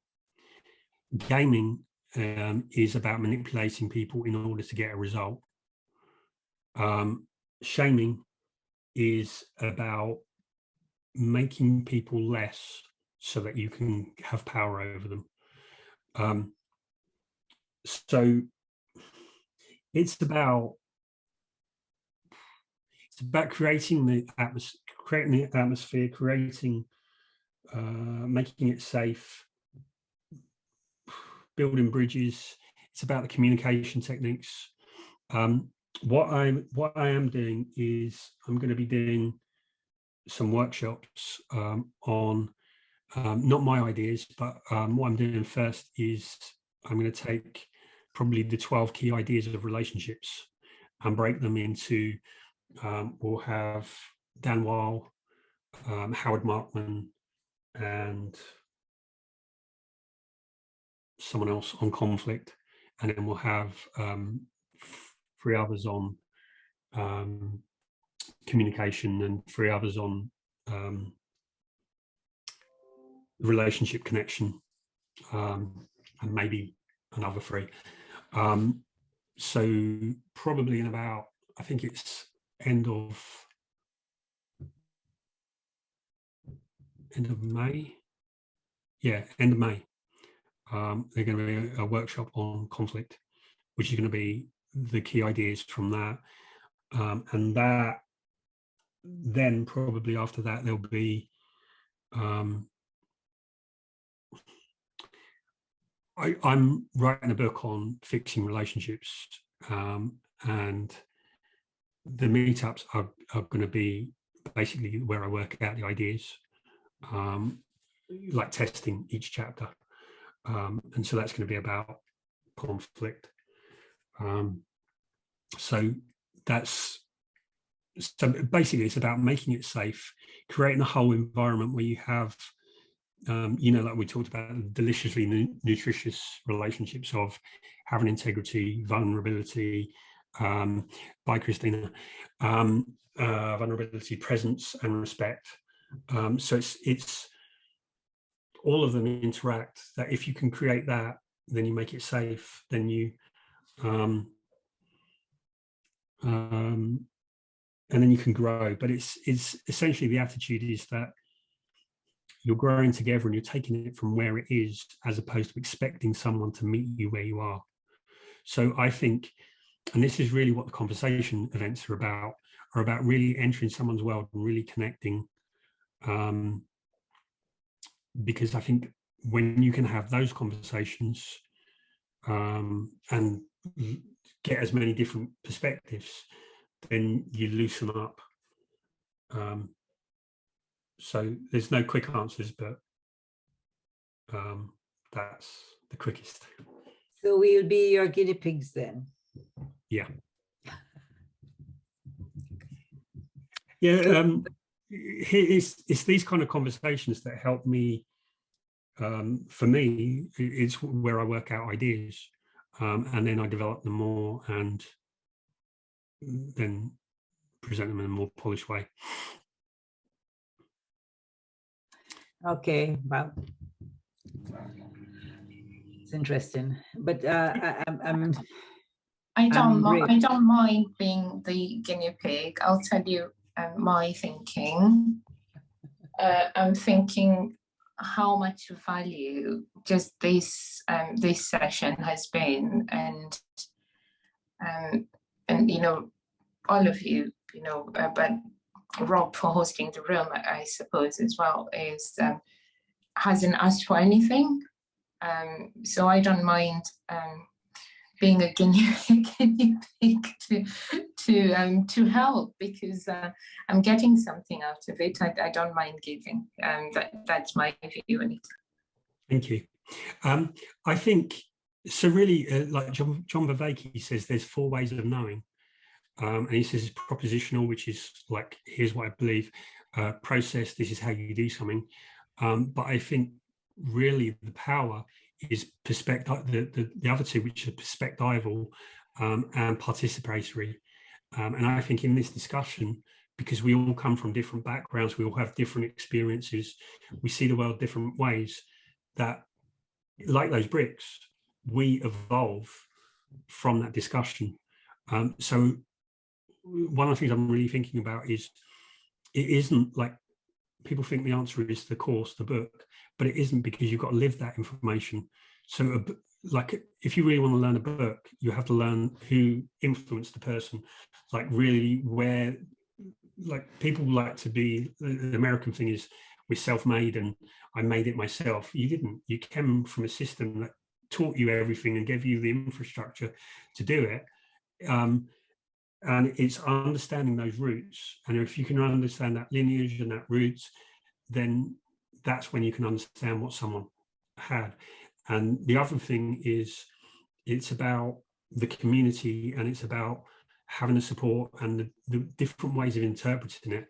So even when you put out a book, it's often not the book, but it's often, if it's a really good book, it will be a community around it. And that's how people will apply the lessons and the bridges.